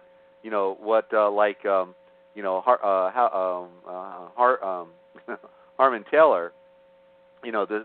He talks about when they talk about the state of. The state of, he calls it the hover zone. It's sort of like, 5 feet off the ground. It's not really there. It's right above, or as it's also been called, the overlay. The fictional state is overlaid over the land, but it's not really there. It's cellophane. The Matrix. The Matrix. It looks like the real McCoy, but it's not the real McCoy. But yet, the Republic of Texas is the real McCoy. Okay. So it's the only sovereign ground that you can actually stand upon, unless you can properly define maybe America.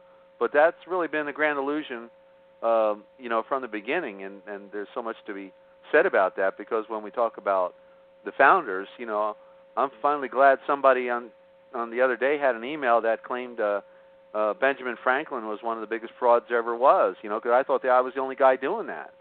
I'm wondering how come nobody else can see it, but it's just it's such a thick web that they wove, and nobody has the ability, not being scholars. Most people are not scholars, and they received everything they ever learned from government schools and from the television and the movies, and from the preachers that lied, never told them the truth. How come the preachers don't know anything? I mean, I can't figure it out. So, I can. But anyway, it's just a crazy world.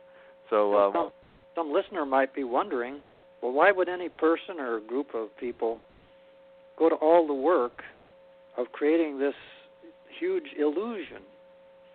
Well, the answer is simply greed and power lust. Yeah. That's what causes everything political. Well, what amazes me is, like the thing with the preachers, they get paid. They actually get a salary from, all their parishioners. And so, therefore, they can spend all of their time to learn stuff. Mm-hmm. And how come, when you hear them on their pulpits every Sunday, they're never talking about the things we're talking about, Mm-hmm. How come they didn't open a book and figure out? They're still on that, that gravy train of, dogma, and but they can't ever get to the core of the onion. It's one of those really profound enigmas. That I guess if you say it wrong, you may lose all your following. I guess or something like that. But we do have a question here, Bob. Looks like we got the Twin Cities in Minnesota. Let's open up the line here and just state your first name, if you would, please. Yeah, my name is Gene Urach. Good to have you, Gene. You're on with Senator Bob Wilson. Hey, Gene. Senator, I got this number. Does anybody? It's kind of off your subject you're dealing with, but I was looking for Christian Walters. I don't know if anybody could give me his information. Christian Walter? Yeah, Christian Walters. Is he? I called this. Is he in the Republic of Texas? Well, Gene, we had him on. It's been, I think 2 years ago now when we last had him on. We had him on for about 2 years. So, if you do a Google search, you might be able to locate him. I don't know, where he is anymore. I just come across this number, and that's why I was wondering. Mm-hmm. Gene, there's another place to look, and that's called Anywho.com. Anywho, ANYWHO.com. Okay. I do a lot of internet searches, and that's the best one that I found. All right. Yeah, I'm just trying to get a hold of him. I could use some assistance. So. Mm-hmm. Sure. You're studying the commercial law? Trust? Yeah, I got a major issue going on right now, and as I'm have a indictment issue. So. Of what nature? It has to do with it has to do with a 1099 OID. Oh, they're indicting you for using one of those? Well, saying false claims and against the United States. They're saying you use that form and that's a false claim against the United States? Yep. And was it who inspired you to use that type of a form? There was a guy out of Louisiana, I believe. And he's in jail. Yeah. No. Well, there's a lot of people experimented and still experimenting. I personally choose to wait until somebody has used it successfully and has helped other people use it successfully before I venture into that, because there are a lot of traps out there. There are a lot of provocateurs who are ready to entrap us by saying, hey, this works. And then when we try it, we get in trouble because... It's too late now. But that's just a word of caution to every listener. Yep. Don't just go use something that somebody says works. Wait until you... No. Yes, absolutely. Do your own research. Yeah. Yep, that's the mistake I made. Earlier, Gene, my friend Glenn said, I'm the king. Well, every one of us is a king or a queen without subjects. I like to say, yeah, I'm a king, all right. I have no subjects. I'm king of everything in my life. Everything about me. Yeah. And what do kings do with each other? They either make suggestions or petitions. If they try to give an order, the other king will simply ignore it because the other king has no jurisdiction. Okay, so if somebody representing a corporation called U.S., which could stand for a lot of things, tries to give me an order, I say, well, you're not my king. I'm king of my life. You have no jurisdiction in my kingdom, so I'm sorry, leave, be gone. Okay. That's what kings do. And Gene, you're king of your life. Yeah. Gene, we had a caller on Skype ask, what goal was the caller attempting to accomplish in using the 1099 OID form? I guess they're not familiar with them. It was to get a refund. To refund on your original issue documents. Original issue documents being? Oh, like checks that you write. You created the funds by your signing your name. Okay. Right. You create the monetary illusion every time you put your ink to the paper, right? Yep. Okay. What's really strange and subtle, the IRS created the 1099 OID form, but then they penalize you for using it. Mm-hmm. But that's another nation, and the way that we deal with that is we ignore them. Yeah. Because if you use their forms, you've already implied that you're under their jurisdiction. Yep. If you respond to a traffic ticket, then you admit that they have jurisdiction. Same thing with the IRS. And everything that you ever get from any government, talking about the fraudulent corporate governments, is called a presentment. And every presentment is a fishing hook. It's bait with a hook in it to hook you into talking with them, negotiating, whatever. That's one of the first things I learned when I came around the Republic of Texas. So if anything comes from a government, they're offering a presentment saying, you can do business with us here. Let us help you. Mm-hmm. Yeah, right. So how do you deal with that? They're presenting an offer to you. Don't take the offer. Well, the first thing, in my opinion, you have to do is don't give them a driver's license, because, I mean, it's from that they make out the seatbelt ticket or whatever kind of ticket it is. And I found that when you don't give them a driver's license, that it never gets to the ticket. So I've made up my own, ID that I use. And when I send out the registered letter to the chief of police or the chief judge or the chief prosecutor, I tell them, I send them a copy of my ID, and I'll tell them this is the ID that I'm going to have, and I don't have a driver's license, and you don't have any more authority over me than a Walmart rent-a-cop. So, the idea is you got to take away their presumptions and put them in the position. Once you do that, you put them in the position of committing a felony if they even stop you. If you do that properly, they're not even going to want to talk to you, and you won't even have the issue of any of that stuff. So the advantage, Glenn, is actually just writing them in advance, the way you're approaching it then, because you're knocking on their door saying, "Hi, I'm here.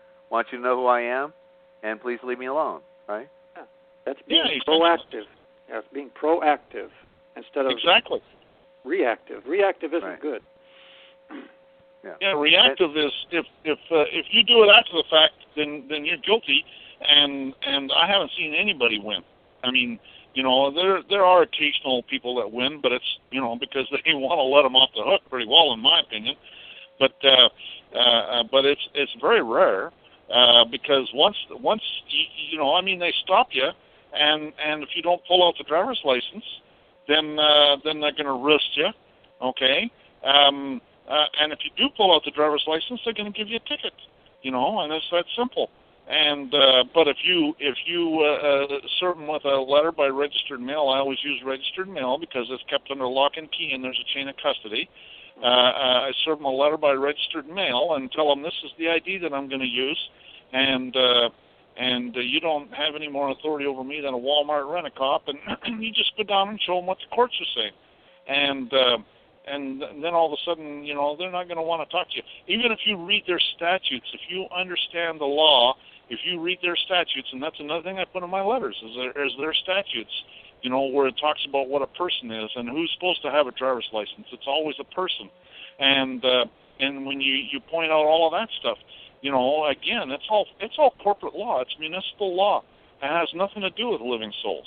and when you point that stuff out, there's just, you hit them on all these different points. After, if you do it properly, they're not going to even want to talk to you. They'll see you. If it's done properly, they'll see you and turn and run. Very good. And besides, there are easier fish to catch than us. That's right. They want to go after the slaves. They don't want to mess with sovereigns. Gene, I just want to mention, if you contact me, on Monday or at your convenience during the week, I can probably connect you with somebody who might know how to get with Christian Walters. Okay, my information is on the contact page. My phone number's on the realpublicradio.net. Okay. Oh, okay. So go to that link and. Go to the realpublicradio.net. Go to the contact page, and there's my phone number, 912 number, and just call me during the week, and I'll be glad to connect you with someone that might, be still in touch with Christian Walters. Okay. Oh, I'd very much appreciate that. Absolutely. Glad to help you out. Okay, any follow-up on your end? I'm going to mute you out. We got another question?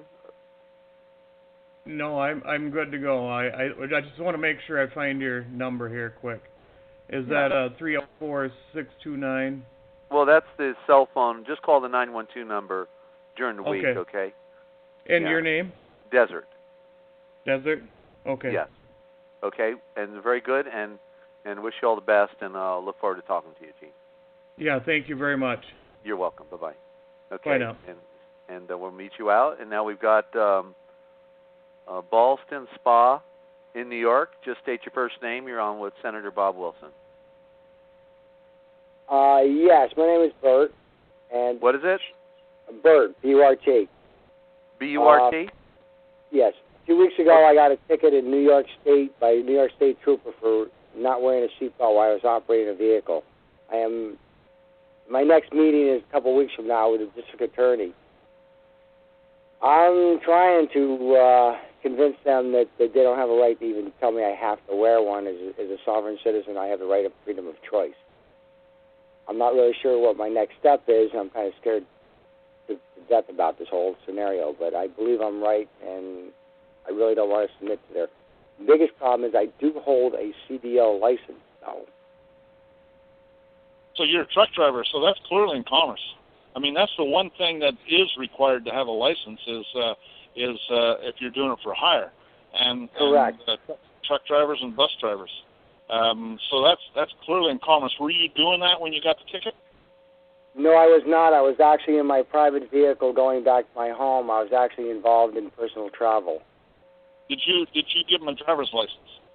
No, I did not. I never gave him one, but of course, because I do hold a CDL, it's in the system. And he did write the ticket on my CDL. Yeah, well, that's really difficult. I mean, that's my biggest Achilles heel, I feel, is that I do have a contract with the state of New York to work in commerce. But does that also cover me out of commerce, because I am dealing with commerce and I do have a contract with the state under the CDL license?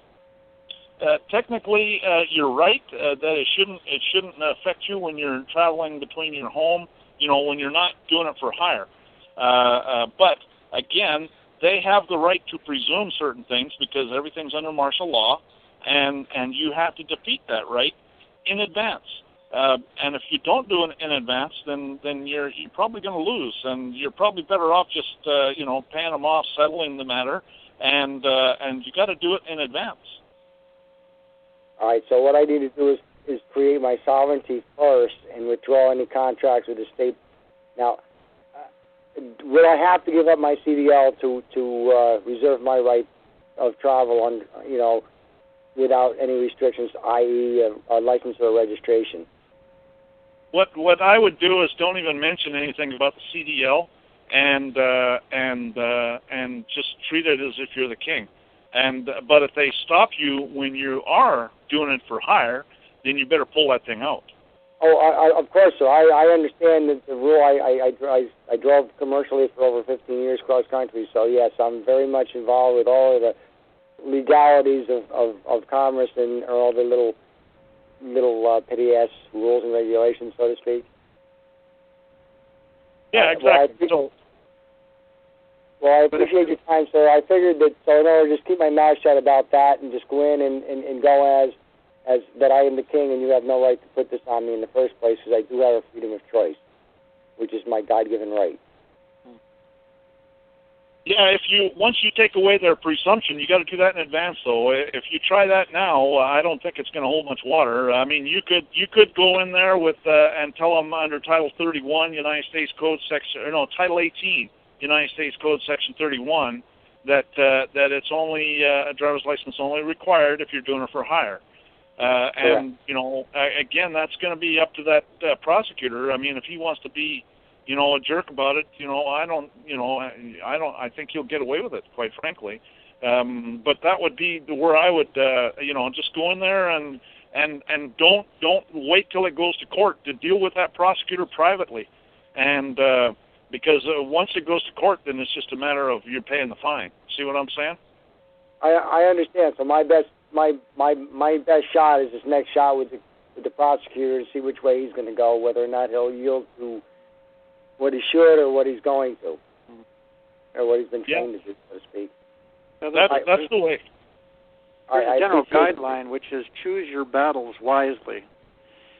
Well, I chose this one because if I lose, it's not that much money, and it's not really going to hurt me too much as far as my commercial license goes. So it's kind of like a battle I chose prior to pulling my driver's license from the state of New York, so I don't have to deal with that crap anymore.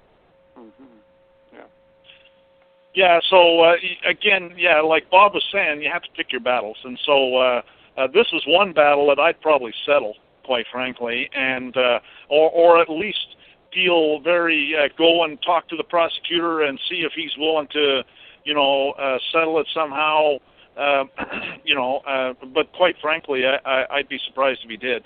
I mean, how much could you plea bargain it? You can plea bargain everything, and I used to, before I got into this, I used to plea bargain everything all the time. But some tickets you can't plea bargain them down because there's no lesser ticket. You know what I mean? Pretty much, there's no place to go that's going to hurt me any less than this ticket. Even if I get it, it's no big deal. It's just a matter of the money. Yeah. Count it as the cost of tuition. I'm tired of paying my dues. Well, we have a lot of listeners in Texas, and after we have done what Glenn was referring to, is being proactive and getting your papers in there that say, here's what I carry to exercise my right to travel. It's my identification. It's a picture ID, which we create ourselves, because we're the king. Then the cop who may stop you in his squad car is not going to necessarily know that or go along with it, because they like to act tough and get you to submit entirely in fear to their superior firepower, right? So it's handy to have a copy of the 3 different Supreme Court of Texas decisions, each one in one way or another saying, ultimately, there is no such thing in Texas law as a Texas driver's license. And so when the guy asks for one, you say, well, here, read these Supreme Court rulings, which are over you and over me and over everybody, saying there is no such thing. Why would I want to have or hand over to you something that does not exist? So there are advantages to living in Texas. Oh, I love Texas. I was there for a year. And you might want to do some research and see if there was such a ruling in the state of New York. I'll have to find. I will, believe me. Yeah, because if the Supreme Court says it, that kind of settles it, doesn't it? Well, if any Supreme Court said, at least you've got a basis to bring it into another courtroom. Well, but the job on the road side is to convince the cop that this is a non-issue. Right. And that it really doesn't have an authority to stop me unless I've done something that violates someone else's constitutional rights or put them in physical harm of some sort of another. Right. The power of the use of police force or something like that. I forget the exact title. But just saying that is not nearly as effective as notifying them in advance, putting them on notice with a notice and demand letter. you notice them of the facts, and then you make a demand at the end of it that says, here's what I order you to do concerning me. And if they don't follow your orders, well, first of all, they're not going to respond to it. You ask for a response. When they fail to respond over a period of time, they have defaulted, and your papers stand as public policy. And then you say to him, I've already notified your boss that this is what I use for ID, and he has not contested it. He's agreed with me. So those papers got to be filed with the state somehow. Well, yeah, you send it to the highest official of every organization of the state, county, or city. You know, if it's federal and the IRS, you send it to the director of the IRS. If it's a city, you send it to the mayor. You don't send it to the, to the city attorney. You send it to the mayor, the boss. The boss. And if it's a state, you send it to the governor. He's the boss. He's the CEO of the state. I usually send them to the Attorney General or the city attorney, but I also send it to any prosecutor, or it depends on which state you're in as to what they're called. Could be like a criminal district attorney, or a prosecutor, or and the chief of police. I sent it to the chief of police. I actually haven't sent anything to too many mayors, but I usually go after. In my opinion, you have to go after whoever's going to come after you, and so that would be the prosecutor, the chief of police, the chief judge. I notice the judges too, and because the judges know the law, and if they drag you into court, then that judge is guilty of a felony too, and especially if you got proof, and I guarantee you that's why I'm positive. That's why that they've put me down as sovereigns, because I notice these judges too, especially. Yeah, I noticed they do it pretty much want to anyway, because I pleaded innocent, and I think they entered a non-guilty plea for me, but that ought to be interesting. So, but you got to do all that in advance. Mm-hmm. Okay, I understand now. I waited too long to pull the trigger on this. I may or may not get out of this, depending on how well I can handle myself in front of the district attorney. I appreciate your time, and I definitely enjoy the input.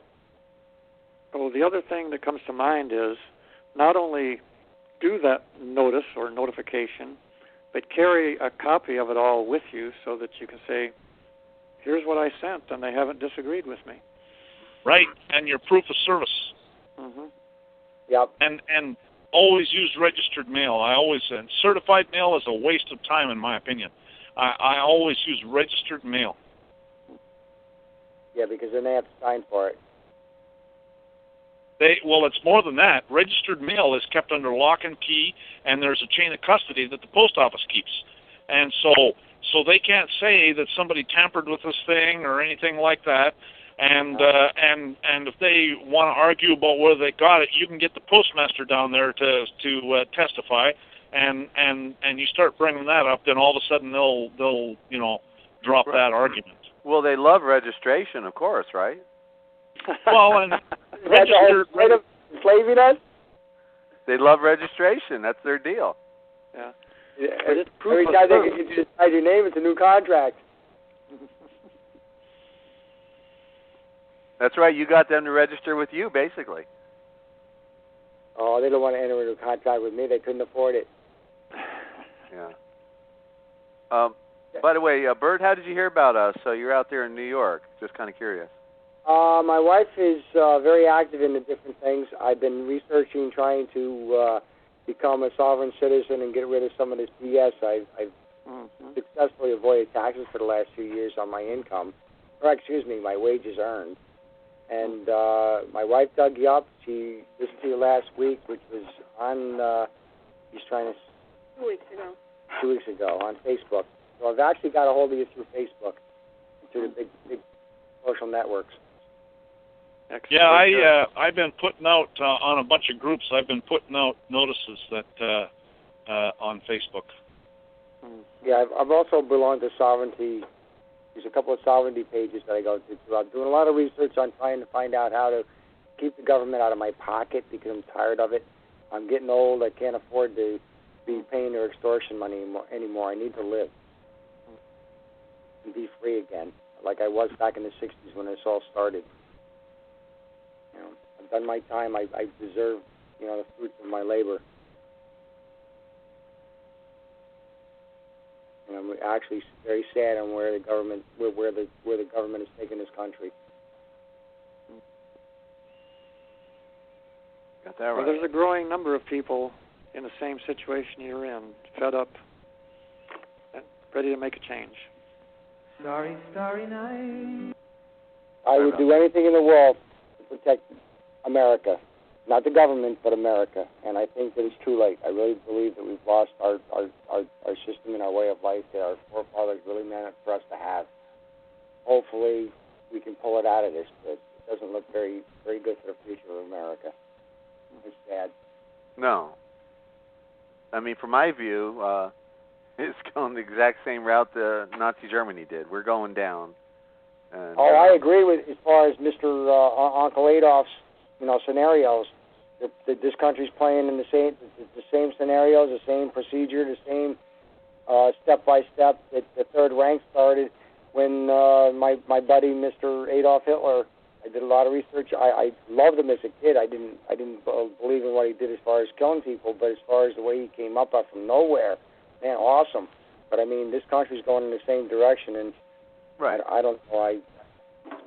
But he was a made character. He was a Jesuit Vatican minion. So we do have, if you want to know more about that, every Monday and every Friday now we have Eric John Phelps, who wrote the book The Vatican Assassins, on our network at 6 p.m. Eastern Time, Mondays and Fridays. Okay, Eric, go to VaticanAssassins.org, and I mean, there is nobody like Eric John Phelps. He's the foremost historian on the Dark Ages of Europe and all of the connections with the Vatican and the Illuminati and the Jesuit Society. So we've got him.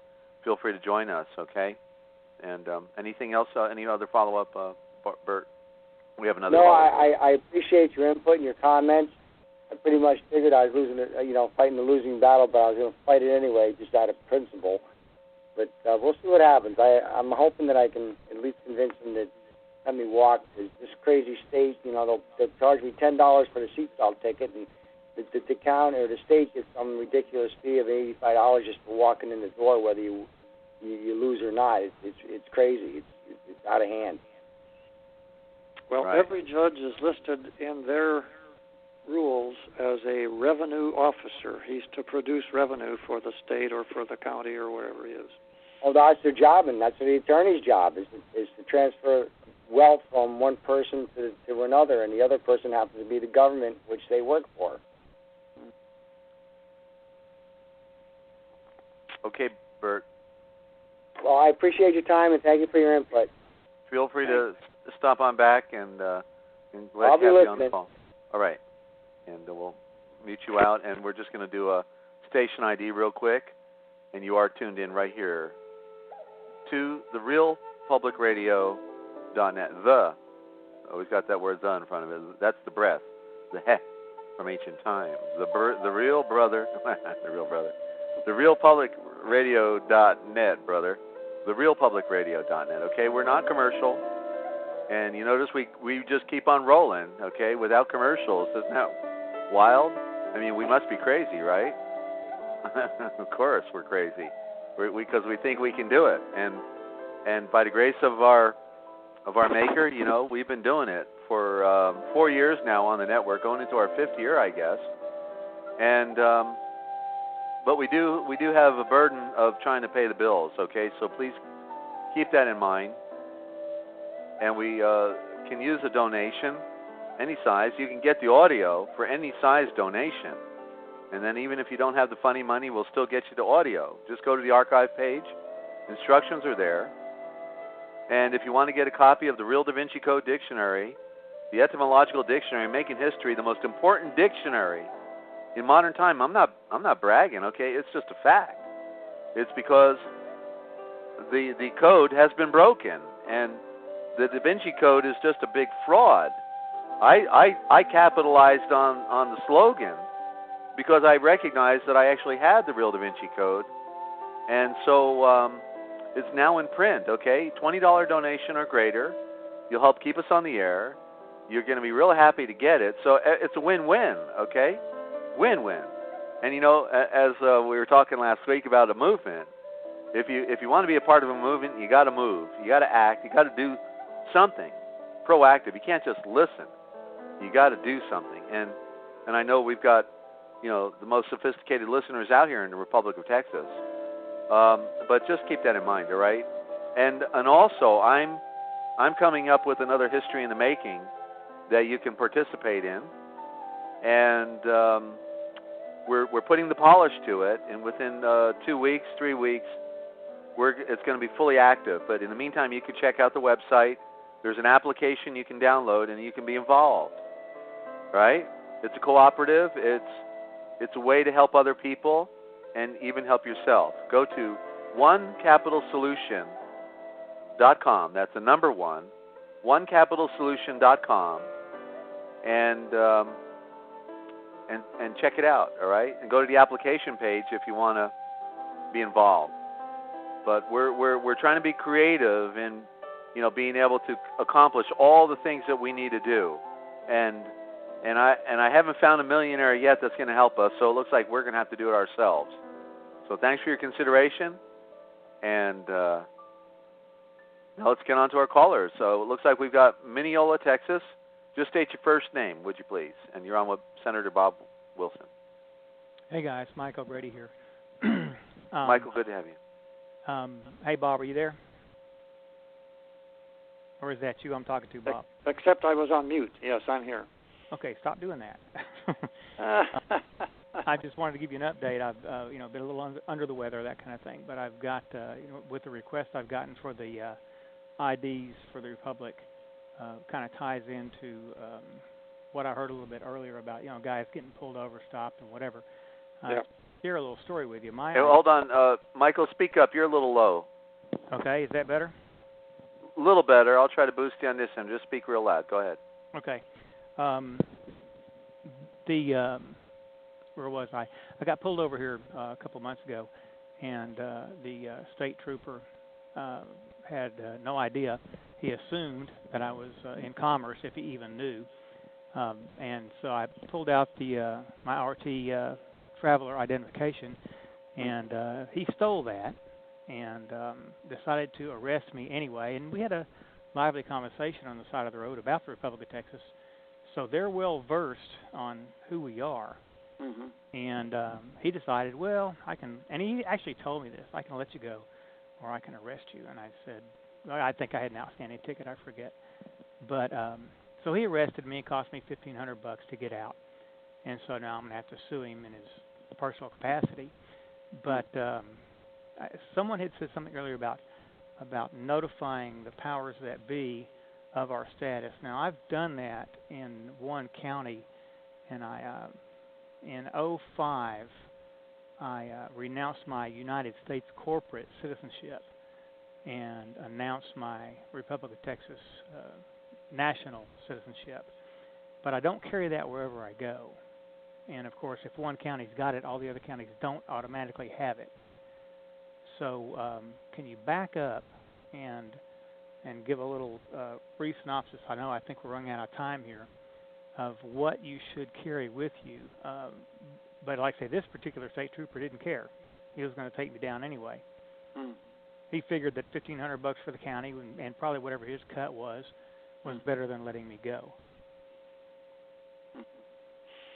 So you're wondering what to carry. Well, there are different packages different people have put together, and all of them have been useful that I've seen. But you can contact me off the air, and I can talk to you about them and so on. Remember that nothing we give is to be considered legal advice or lawful advice. We're simply sharing what we've heard, and everybody does their own research to see if that's what they want to do. Well, on the ID situation, the vendor had doubled their price. I think you and I talked about that. Yes. And but I've got them back on the negotiating table. That guy that came in is gone. Apparently, he ran off more business than he was able to attract. So, I mean, we've doubled the price. What's going to happen? So. Yes.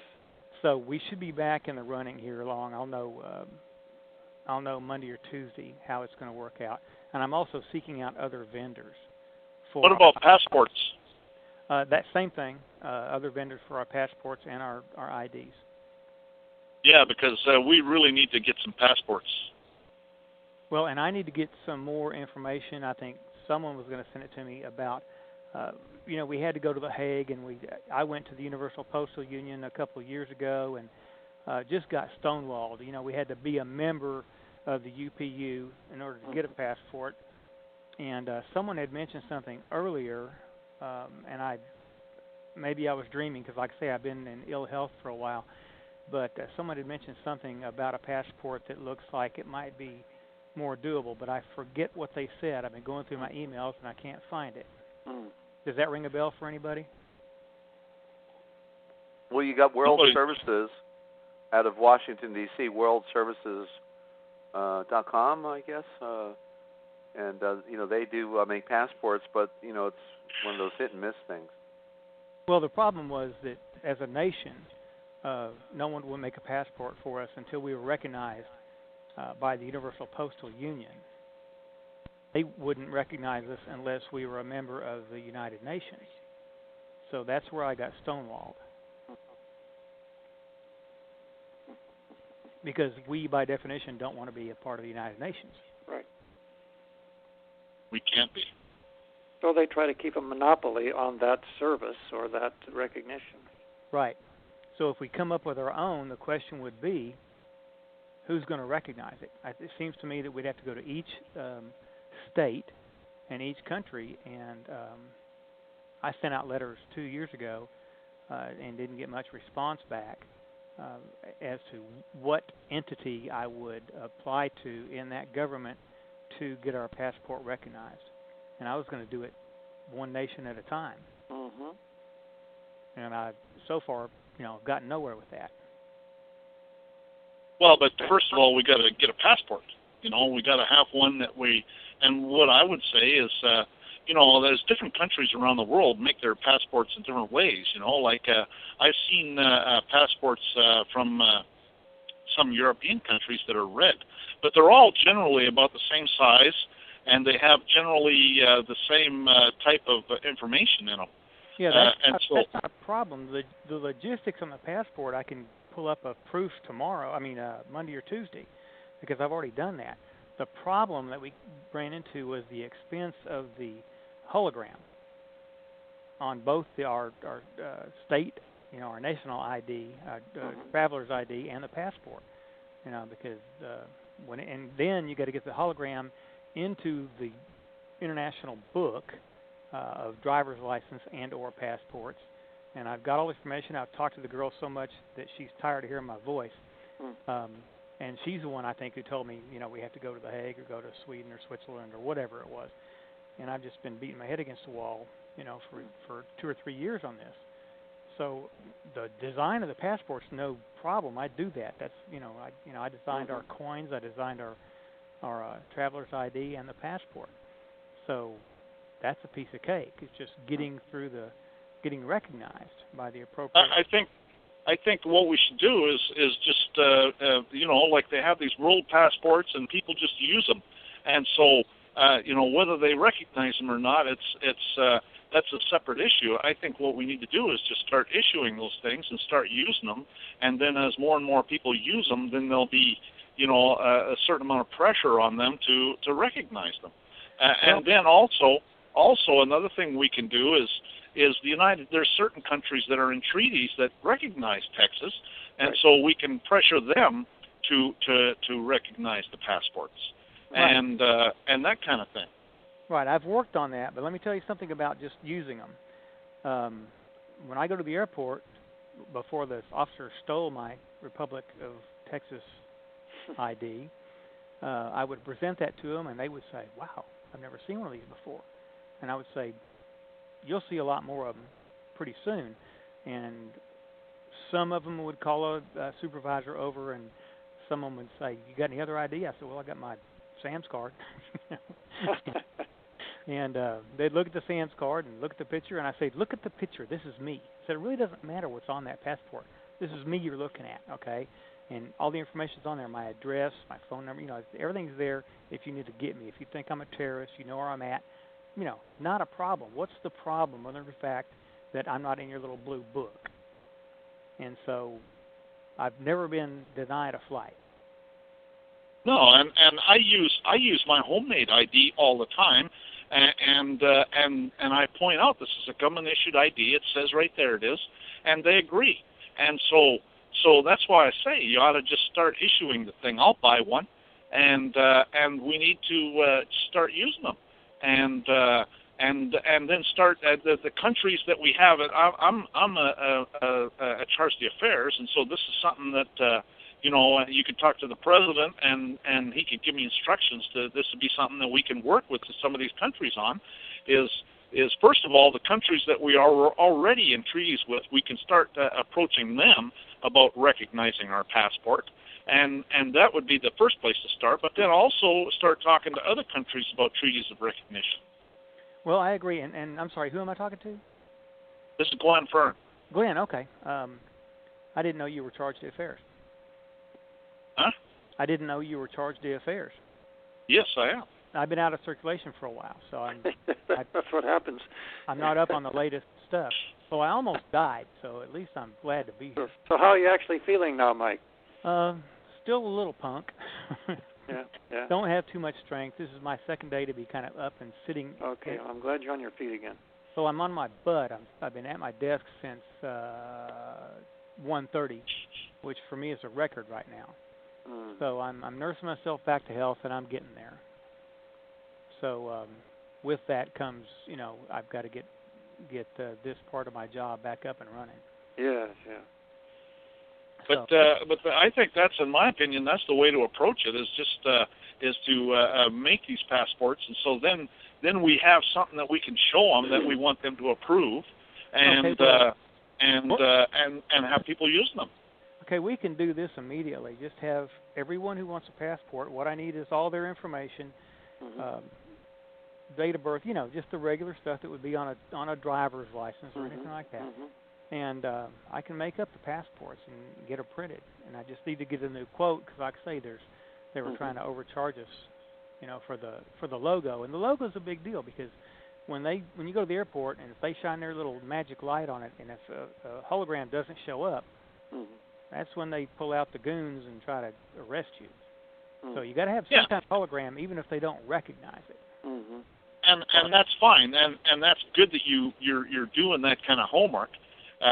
But as long as all those things are in there, then we can start working with some of these countries about recognizing it.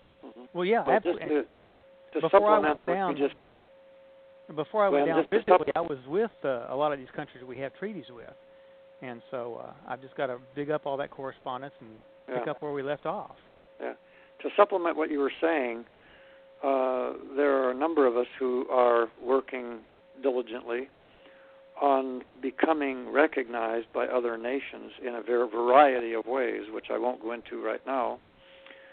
And we're making some progress there. So this is working on the problem from several different angles to come up with the same result. That's very good because I was working on it from like two different angles, and I was just overwhelmed. Yep. So just think in terms, generally speaking, of what nations do, everything they do to have interactions with other nations, and we are going to do those things. Exactly. That's called international affairs. And as far as making the passports is concerned, in my opinion, I don't think you should even be worried about who recognizes it, who doesn't. I think you should just start issuing those things, and which country recognizes it is really up to our State Department, our Secretary of State, and then also that could be something I could be involved in. But obviously Senator Wilson's involved in it. Well, and I can come up with that design. I've lost 2 hard drives here a while back, so I'll kind of have to start from scratch, but it won't take me long. I can come up with a design, submit the design back to Congress, unless somebody in Congress has a copy of the design I sent. That would help me out. That would save me a lot of hours. So if someone could put that inquiry out, if they have those images that I sent out, if I got them back, then I could rebuild my computer, which I'm in the process of doing. So then I could get with my company and say, I want you to make me a couple dozen prototypes, and then send them out to everybody. And whoever wants to, let's say they cost $20 or whatever. Just whoever, if you can develop a list of people who want one, we'll just get their name. I need all their information, their date of birth, the stuff. And then we can make each individual one, and we'll do that. In fact, we can get them prepaid for by those people. Yeah, we can do that, and then I have a treasury. I could just, tell them that we need, so far we need 340 passports or 340 IDs or whatever, and all we need is the picture and the particular person's information, and there you go. Yep. So yeah, let's do it. That's where I left off when I fell out, when I fell ill, and so I'm ready to pick right back up there and get everybody a passport, because I'm with you. If we just start flashing them everywhere, whether we go through the State Department or what, go through different countries or different states or the TSA or whatever, we can do that later. We just start flashing them now. Yep. It becomes usual and customary then, doesn't it? Which is very powerful. I agree. So anyway, I just want to let you guys know I'm back in the game. Great. Unless I drop dead tomorrow, which I don't plan on doing. Okay. It's great to hear your voice again. Yeah, it's good for me to hear my voice. Okay. Thanks for the input, and we will circulate by electronic means to let people know that if they want one, to put their name on a list, and we will get that started right away. Sounds great. Well, I want one, I can tell you that. I travel internationally quite a bit. Glenn, back off. Back off. I'm sorry, is that better? Yes, thank you. Much I wish I had as much volume as Glenn does naturally. I'll tell you. Well, when I'm in good voice, I have to pipe myself down anyway. So. Yeah, exactly. So yeah, let's get started back where we were, because there's no sense in reinventing the wheel. I've got it already done. We just had that last step to do, so I'm ready to get back and do that step. And well, there's some related things happening. Just an update from today's Congress. We passed a resolution which forms a technology committee, which will have technology smart people only on it, and will represent the different branches of government. That leaves me out. Yeah. And also experts in various fields on it. And so you will have a lot of resources technologically, and we're going to use that in a variety of ways, which I'll get into later, maybe on next week's program. That's good news. I'd love to hear that kind of idea. Yeah. Well, Bob, just don't leave me out, because don't forget I've got the technology of words. Okay. Yeah, you got it. Okay. Besides, you're an honorary Texan, right? Can you guys type for 1 Absolutely. second? Hang on.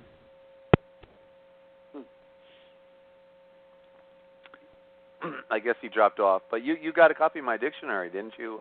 Yes, I did. Bob? Yes, I did. Okay. Yeah.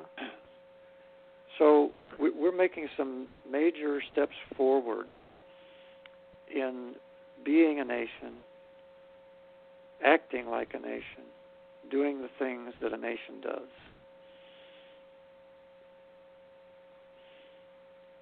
Because if it walks like a duck, quacks like a duck, must be a duck, right? And if it doesn't terrorize and kill other people, it's probably honest too, right? Yeah, that's an honest duck. Yeah. Well, part of it is we've said from the beginning, and Rice McLeod always said, you have to know who you are, or this will never work for you. Well, we also have to know who we are as a nation, not just individually, but nationally. And we know now who we are and what we stand for and what we won't put up with. And we're simply going to assert that all over the place and put it in force. We're going to be a nation, and we're going to approach other nations with treaties, in addition to the ones we already have. We're going to have ambassadors and embassies, okay? I just thought of something else you might want to have, Bob. What's that? A billboard program. A billboard program. Yes, I think you should start putting billboards all over Texas. Say, the Republic of Texas is here. Where have you been? And and a phone number, and then just start bringing in the numbers. You've got to have a marketing campaign. Oh yeah. Well, one of the billboards could say, "I'm from Texas. What country are you from?" What state of confusion are you originating from? Oh, we're stressing country, nation. Uh-huh. I'm from Texas. What nation are you from? There's so much we can do when we understand that nationhood is something that you simply do. You don't ask permission from some clerk at the Universal Postal Union. You're not going to get it from her. And Michael's back on with us. Yeah. We don't need permission. Can you imagine a king saying, "I'm asking permission to go do this"? It's absurd. Yeah.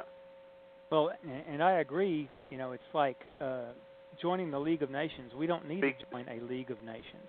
Speak up, Michael, please. We don't need to join a League of Nations, so to speak. So I agree with what I went through with the UPU. We just need to stand our ground and be recognized one nation at a time. Mm-hmm. That's how you eat an elephant, one bite at a time. The way my stomach feels right now, I don't know if I could. Forget the elephant then. Let me switch to my mobile phone because this is not good for you guys. Anybody else out there with a comment or a question, or a complaint, or an observation, or a public announcement, or what else? Or a major donation. Any aliens out there? Or major donation, right? Land grants, acceptable. Whatever you have out there, we'd love to hear from you, or you just want to say hello, howdy. That's what they say in Texas, right? Howdy. Howdy. But they say howdy bubba. That's what they say in Texas, right? Now, who's talking? We want to hear from you. *5. We'll raise your hand. No, what we say is, how y'all doing? That's how we say it in Texas. Right. I grew up in New Jersey, and we said, "Use guys." What you guys doing? I got guys from Chicago I do business with. They still say that. Hey, use guys. How y'all doing? Oh, they say it in Chicago too? Oh yeah. Okay. I'm fixed to be That's there. the mob, isn't it? Okay. Do what? No, I'm fixed to be there next week in New York. Uh-huh. And it's going to be cold up there, darn it. Oh yeah. It's cold down here in Georgia. I can't get over it. I know the earth is tilted. I'm convinced now. Well, it's cold even here in Texas, so you're not doing too bad. Mm-hmm. That's right. Well, it's going to be 28 tomorrow, I heard. It didn't get up above 28 today. Right. Wow. I see Lionel in Liberty. I can't get over he's not raising his hand. He's usually got something to say every program. Yeah. And Lionel's just hanging out. I guess he doesn't want to get on the landline. That's probably Lionel's the Speaker of the House. I think he's talked out for the day. why. Is he? Okay. And how you doing, Lionel? all right. And we do have a lot of callers listeners on the stream.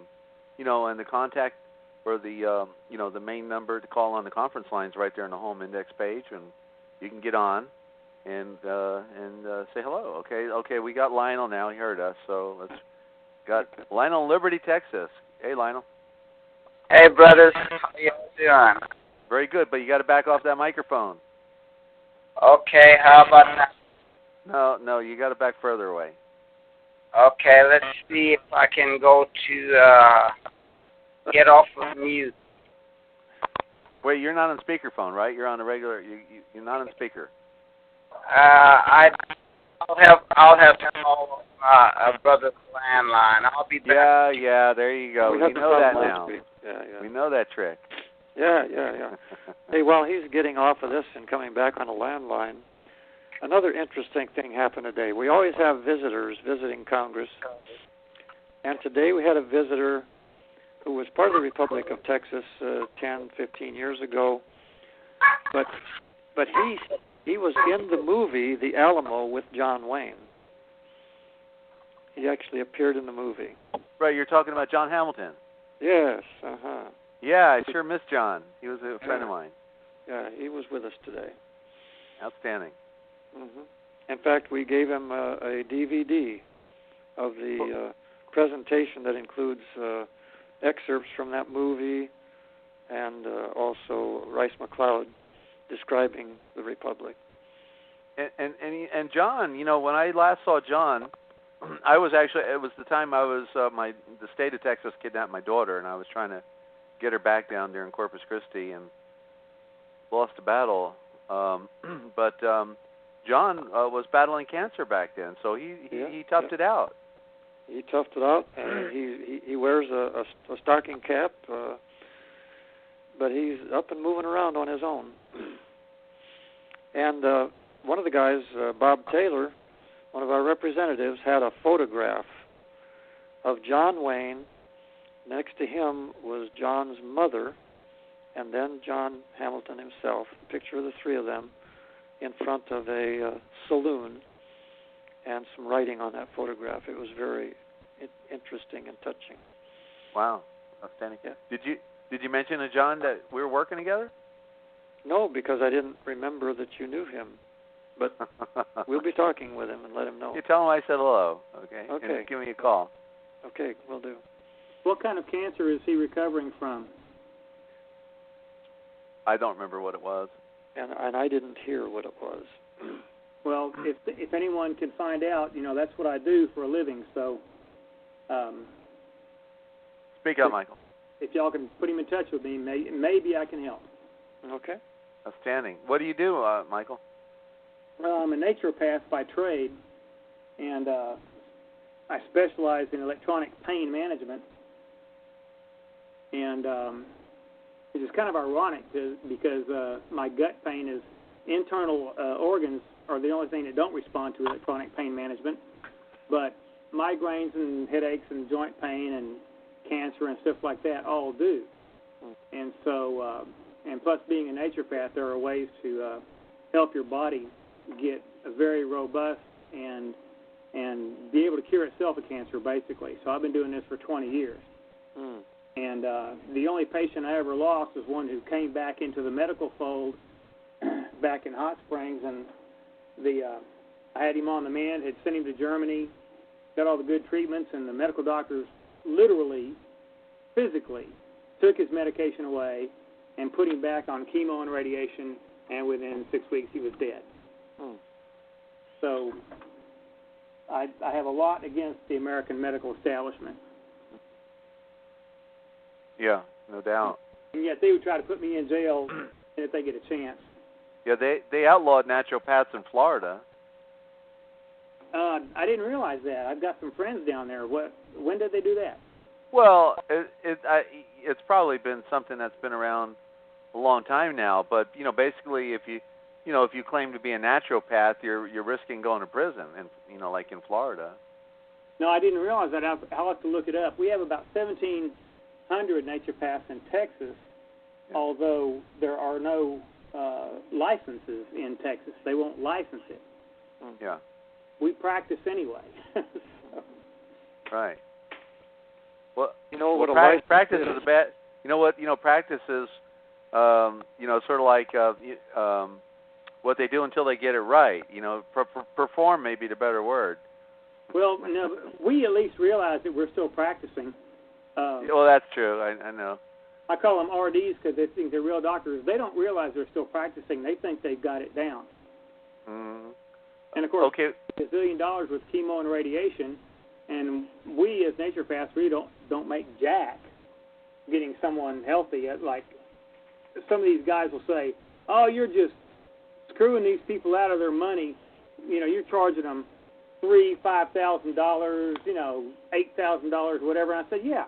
And you charge your insurance companies $500,000, and then when it gets up to $1 million and their insurance drops off, then you just let them die. Who's taking whose money here? It's just they hate us because they're wrong and they know they're wrong. And except for emergency medicine, which I'll go to an American doctor anytime, if I've ripped my arm off, that's the place to go because we got the best mechanics in town. Mm-hmm. But to keep you healthy, don't even think about it. Just don't take the cyanide, right? Looks like we got Lionel back. Let's open him up. And Lionel, you're back on. God bless each and every one of you guys out there and you gals. You're coming in loud and clear. Thank you very much. Because in reality, we are all brothers and sisters. And Brother Desert, I love the way you refer to people as your brother, because whenever you do that, you just take them into the great big family, the family of God, and love them from the heart, just like Jesus loved. And I'm going to call out to each and every Texans out there, as the ladies and the guys, and ask them to come forward. Because in reality, we need your help. I can't do anything on my own, but we, along with our Father, we can do anything and everything. And I need you guys to get involved. We need people to speak up on behalf of their counties and work in their counties.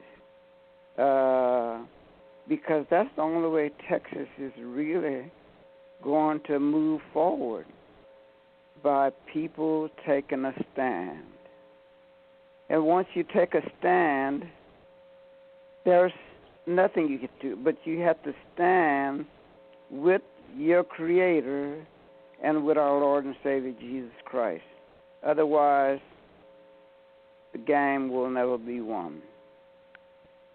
Last Monday, I was stopped by HPD, and I spoke to him like I'm speaking to you guys. I am not here because I want to do something for me, but it's our country that I'm trying to do for. And not only for our country, but I explained to the two officers, you know, usually they call for a backup whenever there's a RT citizen in question. Well, I spoke to him and his friend, and I made it clear that it's what I'm doing is for their children also, my grandchildren, the future generations, no matter who they are. Because if we don't stand for freedom, what will they say about us whenever they get older? They'll say, well, they never did do anything for us. But if we stand on our belief system and what is right, that's what it's all about. We do it because it's right. And I'm just glad to listen to you guys and Bob. And you guys are doing a good job. I'll always be here on Saturday night to listen to y'all. And great, Brother Desert, you know I love you from my heart. Okay? You too there, Lionel. We talked on the side, and and you got that Cajun accent. Of course, you got a double citizenship, don't you? Well, the thing is, this voice is patented. No, it's original. There's no duplicates. It's sort of like we are. Just stop and think, if we had a duplicate on this earth, what would it be like to have someone to think and act as you do at all times? So we're all unique, and God made us that way. Well, and, absolutely. And I appreciate you guys. I really do. I need to start listening to more of your other talk shows as well as this one. Oh, Lionel, you want to check out? You really want to check out Eric John Phelps. I've waited 2 years to get him. You know, I talked to Eric 2 years ago to try to get him on the network. I finally got him. Finally convinced him to get off of that Jesuit-run radio network he's on and get over here. I mean, it's really ironic he's exposing the Jesuits and the guy, you know, running the network where he's at, admitted he went to Jesuit University, put 2 and 2 together, you know what I mean? And so he's on Monday night at 6 p.m. Eastern Time, and Friday, Eric John Phelps, go to VaticanAssassins.org. I mean, he's my hero, okay? And because of Eric, I began to understand that the prime characters in all of these movies that are out there, whether it's Superman, Batman, Neo in The Matrix, Marlon Brando in Apocalypse Now, where Martin Sheen has to go up the river and cut off his head because he represents a priest that loved his people and didn't want to betray them. It's all about Jesuits, and they are the supreme military force in the world, running behind the scenes in the Catholic churches, and and I grew up Catholic, so I'm qualified to speak about Catholicism. But same here.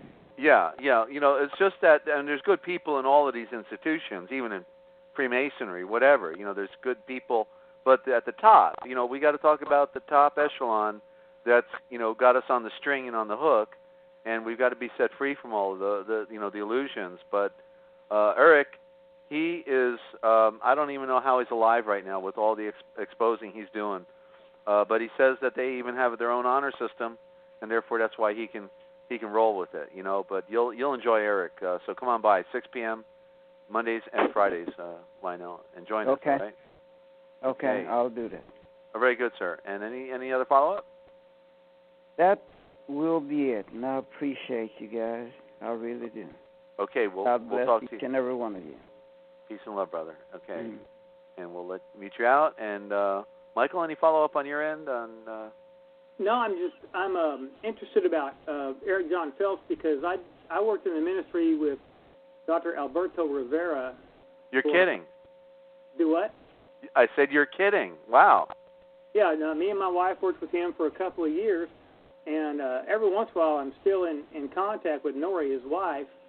I need to jump back on that, as a matter of fact, next week and see how she's doing because little Albert has got to be 25 by now, I guess, maybe 22 or something. But I was in one of the supposed attacks on his life at the Dallas Convention Center. Called the cops because I was working the front desk, and the guy came in, left a briefcase, walked out, and I ran out to tell him he left his briefcase, and he was gone. I mean, instantly gone. So I called the cops. So they come up, pick up the briefcase, and there was nothing in it, but apparently it was a veiled threat. And they finally killed him in 93 or 94. And it just broke my heart because he was an ex-Jesuit priest, and he found the Lord. He found Jesus Christ. And he had... Yeah. And he was one of the few Jesuit priests who had access to I don't know if everyone understands this, but underneath the Vatican, 13 floors deep, is a wagon wheel. And every, with the spider web that goes out that way. And you can pretty much say that every nation state that has been conquered by the Vatican, they have all the artifacts, all the gold, all the precious jewels, the same things that we stole from Iraq when we went in there and took over Iraq. Our government stole all those national treasures. Well, all that stuff is under the Vatican. And so the history of the world, at least from 700 A.D., can be traced back to under the Vatican. And that's the things that Dr. Rivera taught me and my wife. And so when it comes to Vatican assassins and to anything about the Vatican, my ears are up. Right. Well, wow. What a small world. I can't get over it. I've been interviewing Bill Hughes, who wrote the book The Secret Terrorist, for the past few years on our network here, and he met Rivera as well. And apparently what Bill told me was that he went to a dentist. Well, one thing, a cardinal all dressed in red or something like that came in his office one day and said, you got to stop, what you're doing. And basically what he meant was exposing, the Vatican and the Jesuit order and all that. And so apparently he went to a dentist, and ever since he went to that dentist, he became ill. And so apparently it's from Bill's perspective that, the dentist put something in his teeth when he refilled it or whatever, and it made him ill. He injected into his gums, what we would think would be Novocaine or something, but apparently injected a poison. From that point on, he had severe headaches or something like that, and then finally he died after, a couple of years of going to the dentist? Is that what you understand? No, that's not exactly true. Okay. What happened is he went to the dentist, and they did a root canal. And the dentist, on purpose, those little drills they use when they do a root canal? Okay. He broke 3 of them off and then capped the tooth that he was doing the root canal on with the inclusion of the poison you're talking about. And so he developed an infection. And, of course, if you want to kill somebody, you want to give them an infection in their ear or their teeth, their jaw, someplace close to the head, because that infection, their nose, for instance, that'll go straight to their brain and kill them. That's exactly what they did. I see. I've even seen X-rays that I was able to get through NURI, and it shows these 3 broken off drills or whatever they were when he was having that root canal done. Unreal. So they did that, and it took a while, but yeah, after that he died. And you were not familiar with Eric John Phelps? No. I see. I've been out of circulation for a long time since that, but the name kind of sounds familiar, but I've got him on the screen right now. I have to look him up and see if there's any point in time where our paths would have crossed. Right, and let's see. So, and apparently there was a series of comic strips or something in that order by Chick Publications that were the tales of. The first comic book that Alberto put out was by Chick, and the reason this sounds kind of goofy to put it in comic book form, but what Jack Chick knew was that when the communists took over China, they put out these gazillions of comic books because the people were illiterate, but they could see the pictures. And they could kind of interpret the words that were in the little balloons at the pictures, and it was all telling them that communism was good, et cetera, et cetera. So very, very successful campaign for communism. So Chick Publications uses that format, and a lot of people poo-poo it. They go, I'm not going to read a comic book, but Alberto's first comic book was Alberto, and it read like a house of fire, and he explains how he saw his mother screaming, being drawn down to the pits of hell and couldn't get out because of the Vatican, because of her devotion to the Vatican. And that's the first thing that turned his mind towards the fact that, holy moly, this Vatican that I serve there's something wrong here. The Vatican is not the only way to heaven. And as a matter of fact, what he found, the truth was exactly the opposite. Jesus Christ is the only way to heaven, and the Vatican does everything to camouflage that. And so his successful run of chick publications, comic books, really put him on the map.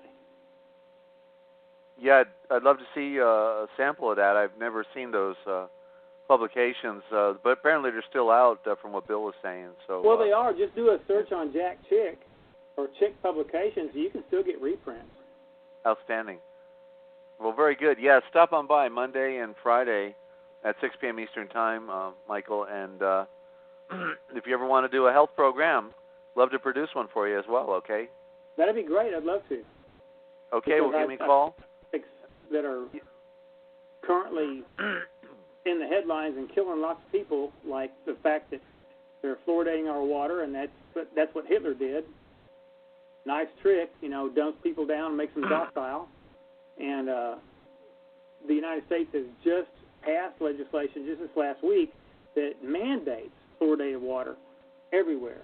So the communities now don't even have a right to choose whether to fluoridate or not. Wow. So they're coming in with full guns because they know their time is short. We're catching on to them. We've overtaken them in many ways, the New World Order, so to speak, and the Illuminati. And so they're coming in by force and trying to crush us back down before we rise up and get out of the dang barrel. Yeah. I have the definition of fluoride in my dictionary, and I always thought it was rather strange that Florida, sounds like fluoride. And then when I saw the etymology, I realized, well, it made sense because fluoride, as you see the word "I" is in there, "I'd," means you're looking at the floor. And so that's why Florida, is at the bottom of the continent, because they knew that when you came to Florida, you're at the bottom of the big continent, from ancient time. So fluoride literally means looking at the floor. Well, now that's interesting. I have not heard that before. Yeah, it's like, you're in a stupor, in other words, right? You're looking down. Yeah, that's very interesting. Yeah, there you go. And that's why that dictionary is so important. If anybody wants to get a copy, this $20 donation, I'll get it right out to you on PDF, okay? So help us support the network. And, Michael, and I'd be glad to produce a program, that's what we do here on the Real Public Radio. So give me a call. My contact information's on the contact page, okay? And we'll pick out a good time for you if you're interested, hey, right? Well, and do me a favor, if you'll put me on your email list if you don't have it already. You got your Big Chief tablet? Yeah, just send me. My email is on the bottom of the contact page. Just email me and say put me on the list, okay? Okay. All right, very good, Michael. Good to hear from you. And mention, you're Michael from Mineola. That'll help me remember. All righty? Sounds good. All right, and good talking to you. I'm going to mute you out. We got another caller for Bob, and it looks like we've got Cecil in Uvalde, Texas. Yes, I'd like to ask Glenn, how do you accomplish going to different countries? Do you use a passport? Well, unfortunately, Cecil, Glenn dropped off, so we don't have Glenn with us now. Okay. And Bob, do you have any comment on that?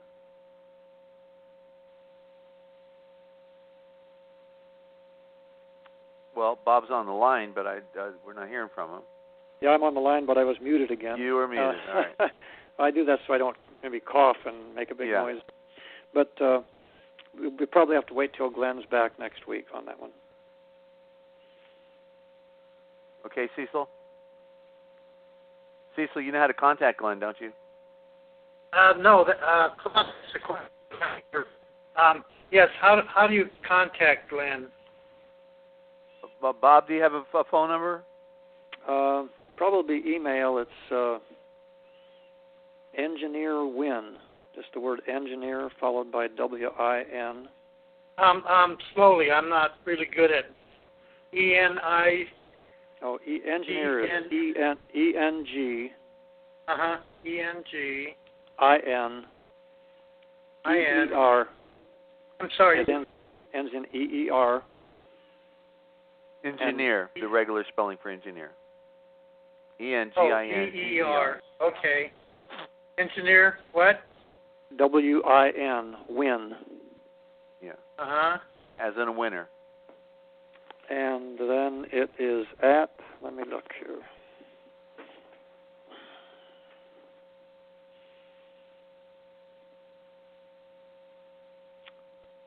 Get that for you in just a minute here.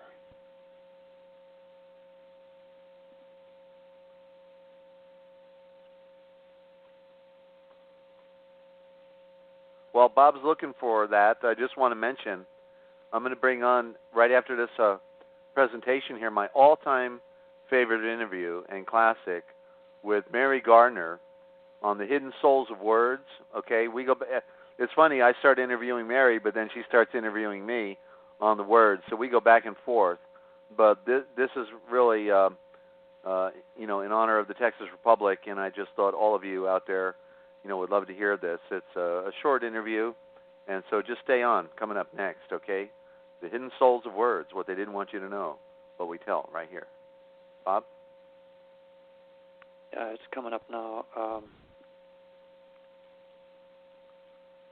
Be there in a minute. And by the way, go to the website, onecapitalsolution.com. That's number one, capitalsolution.com, C-A-P-I-T-A-L, onecapitalsolution.com, and find out how we can all work together in making this a better world and helping other people. If you know people that are struggling, down and out, we have a solution, okay? And it's a big idea. It's not something we can explain in short order, but we're ramping up. An application is there if anybody wants to get involved with our co-op and help us to fund anybody's project. We've got a funding project that we're working on. So we'll be talking more about that here in the next week or two. We're finishing up the website at this time. Okay, I've got this. It's engineerwin@gmail.com. Yeah, because what's important is if he's doing it, I'd like to help him help the Republic of Texas do it because, like they were saying, start making your IDs out and that. And if you do use holograms, I guess the one gentleman, we've been doing it up in Canada for some of the embassy up there in Canada. And they do holograms, but like he says, they got to be able to read the holograms. Mm-hmm. Yeah. And so I'd like Glenn maybe to contact you, Don. Bob. Yeah. So that he can work with some of your guys too, as your planning committee is doing. It's important to have IDs, as long as you have this. Some you don't have to hide your birth date, your height, your weight, your picture. Yeah. With the hologram. Yeah, you're right. We went over all that on this call tonight, and Mike O'Grady does that for us. He's our Postmaster General, and Glenn is also up on it because he travels internationally. Right, that's what I'm saying. How does he travel internationally? I have no idea because he hasn't told me that. Yeah, but you can send him an email and ask him. Yeah, if you send him an email there, you can ask him. Yeah. Okay. All right. Okay. All right, Cecil. Thank you so much. I appreciate that. Thank you. All right, we'll talk to you later, and we're going to meet you out. And, Bob, final thoughts before we go to our late-night broadcast here? Well, I think I'll introduce another section, which is the update of the week on status and progress of the Republic. So tune in next Saturday for the update, what's new and coming, to your part of Texas, okay? Okay. And you want to give out that website again? Any further contact? Yes, it's simple, texasrepublic.info. Okay, texasrepublic.info. Mm-hmm. Very good. And again, remember, in a movement, you have to move, ladies and gentlemen. Right, Bob? Isn't that what we figured out? You got to move. And so you got to tell your friends, you got to get on that phone, hit those buttons, and share the good news that the Republic of Texas is here. Sovereignty is alive and well. Freedom. The land. You can now find land, okay? You don't have to be out there in the cosmic sea on that Admiralty Sea and blown in the wind, being moved by the every, as Paul said, every wave that comes your way. And, you know, it's exciting. You've got to support this work, okay? So do tell your friends and have a revolution in thinking. And then come on back next Saturday at 8 p.m. Eastern Time. But don't forget, 6:30 p.m. Eastern Time Saturday, we've got the anthology of the forbidden history of the world. It's what they didn't want you to know, but we tell right here. Good night, Bob. Good night. Okay, and get ready. Here we come. The hidden souls of words, like you never heard before, ladies and gentlemen. Stand by. Time lies the greatest of all mysteries. It's the forbidden history. Unearth for yourself the secret truths that lie hidden just beneath the surface. We're going to have to key it up. Let's